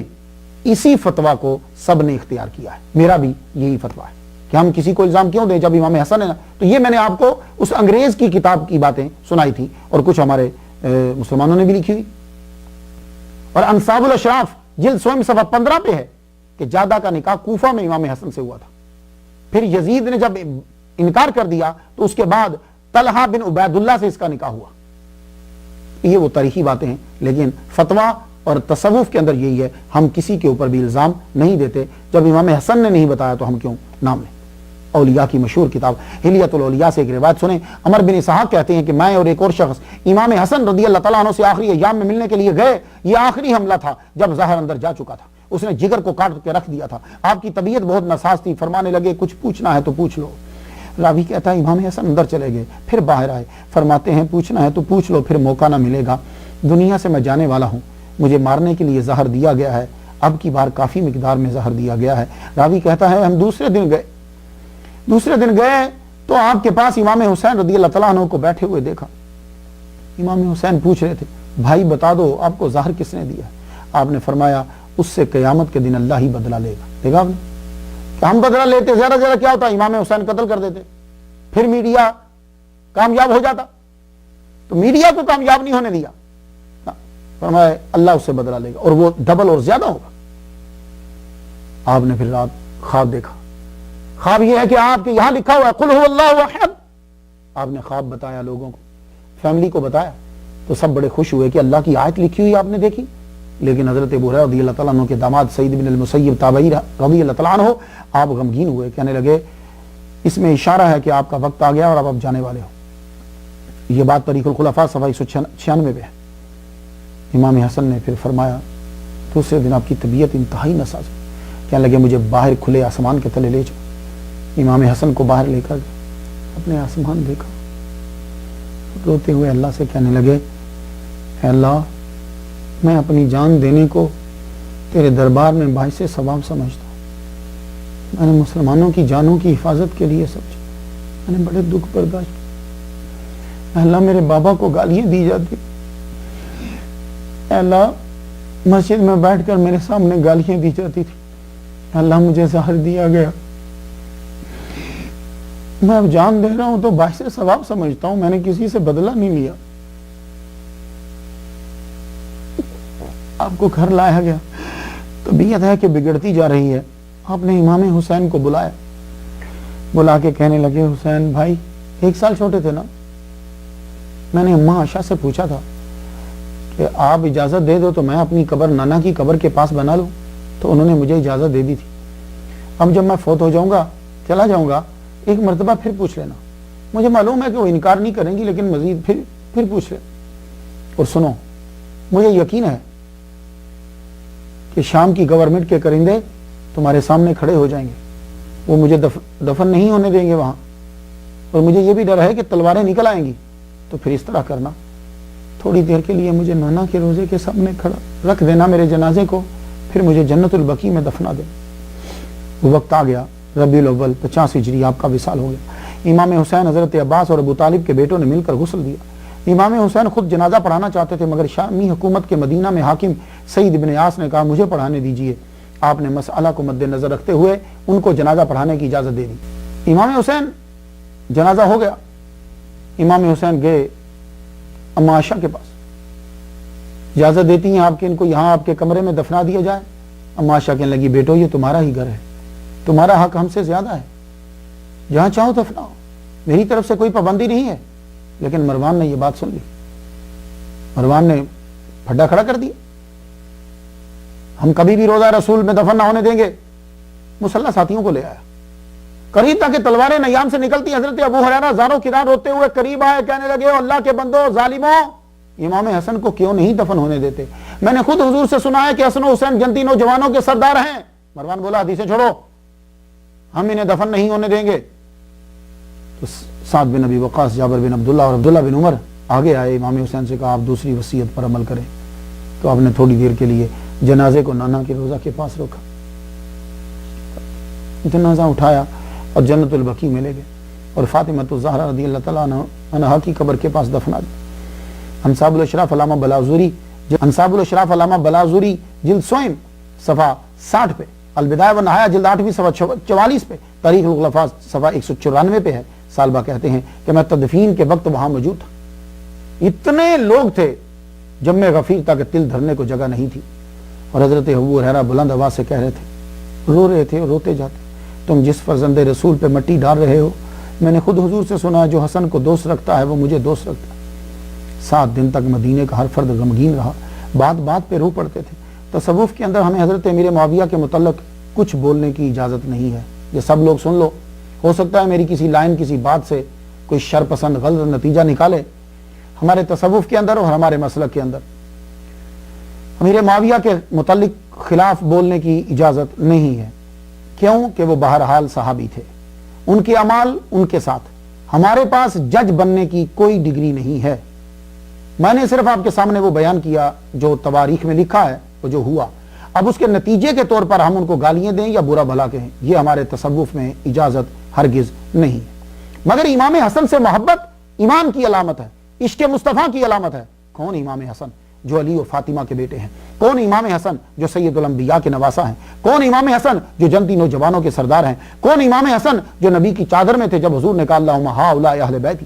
کون امام حسن جن کو خطبہ روک کر محمد مصطفیٰ صلی اللہ علیہ وسلم نے پکڑا اور اپنی گودی میں بٹھایا پھر خطبہ کو جاری کیا؟ کون امام حسن جن کا نام حضور نے رکھا جبرائیل کے کہنے پر؟ کون امام حسن جن کو حضور نے سید کا لقب دیا؟ کون امام حسن جنہوں نے حضور کے کندھوں پر سواری کی ہے؟ کون امام حسن جن کے کان میں محمد مصطفیٰ صلی اللہ علیہ وسلم نے اذان دی ہے؟ کون امام حسن جن پر خلافت علی منہاج النبوت مکمل ہوئی ہے؟ کون امام حسن جن کا چہرہ انور مصطفیٰ صلی اللہ علیہ وسلم جیسا تھا؟ کون امام حسن امام مہدی جن کی اولاد سے ہوں گے اور عیسیٰ ان کے پیچھے فجر کی نماز ادا کریں گے؟ کون امام حسن جن کے منہ مبارک میں حضور صلی اللہ علیہ وسلم نے کئی مرتبہ اپنا لعاب دہن ڈالا؟ کون امام حسن جنہوں نے مدینہ سے پیدل 25 حج کیے؟ کون امام حسن جن کی تقریر حضرت علی چھپ کر سنا کرتے تھے؟ کون امام حسن جن کے گھوڑے کی لگام پکڑنا عبداللہ ابن عباس جیسے صحابی سعادت سمجھتے تھے؟ کون امام حسن جو حضور کے پھول ہیں؟ کون امام حسن جن سے روایت کرنے والوں میں حضرت عائشہ صدیقہ ہیں اور تابعین کی جماعت ہے؟ کون امام حسن جو سورہ کوثر کی پہلی تفسیر ہیں؟ کون امام حسن جو علی کی دستار کا دنیا میں پہلا وارث ہے؟ کون امام حسن جس کا بھائی سید الشہداء امام حسین ہیں؟ امام حسن ان سے ہمیں محبت کرنا ہے. تصوف میں اس عظیم ہستی سے محبت لازمی ہے. بخاری و مسلم میں حدیث برا کہتے ہیں میں نے حضور کو دیکھا والحسن ولا عاتقہ وهو يقول اللهم انی احبہ فاحبہ. ابن ماجہ میں ہے حضور نے فرمایا من احب الحسن والحسین فقد احبنی ومن ابغضہما فقد ابغضنی. امن کا سفیر, نبی کی تصویر امام حسن جنہوں نے سلطنت خیرات کر دی لوگوں کی جانیں بچانے کے لیے. ایسے امام کو ماننے والے کبھی دہشت گرد نہیں ہو سکتے. امام حسن امن کے سفیر ہیں, نبی کی تصویر ہیں.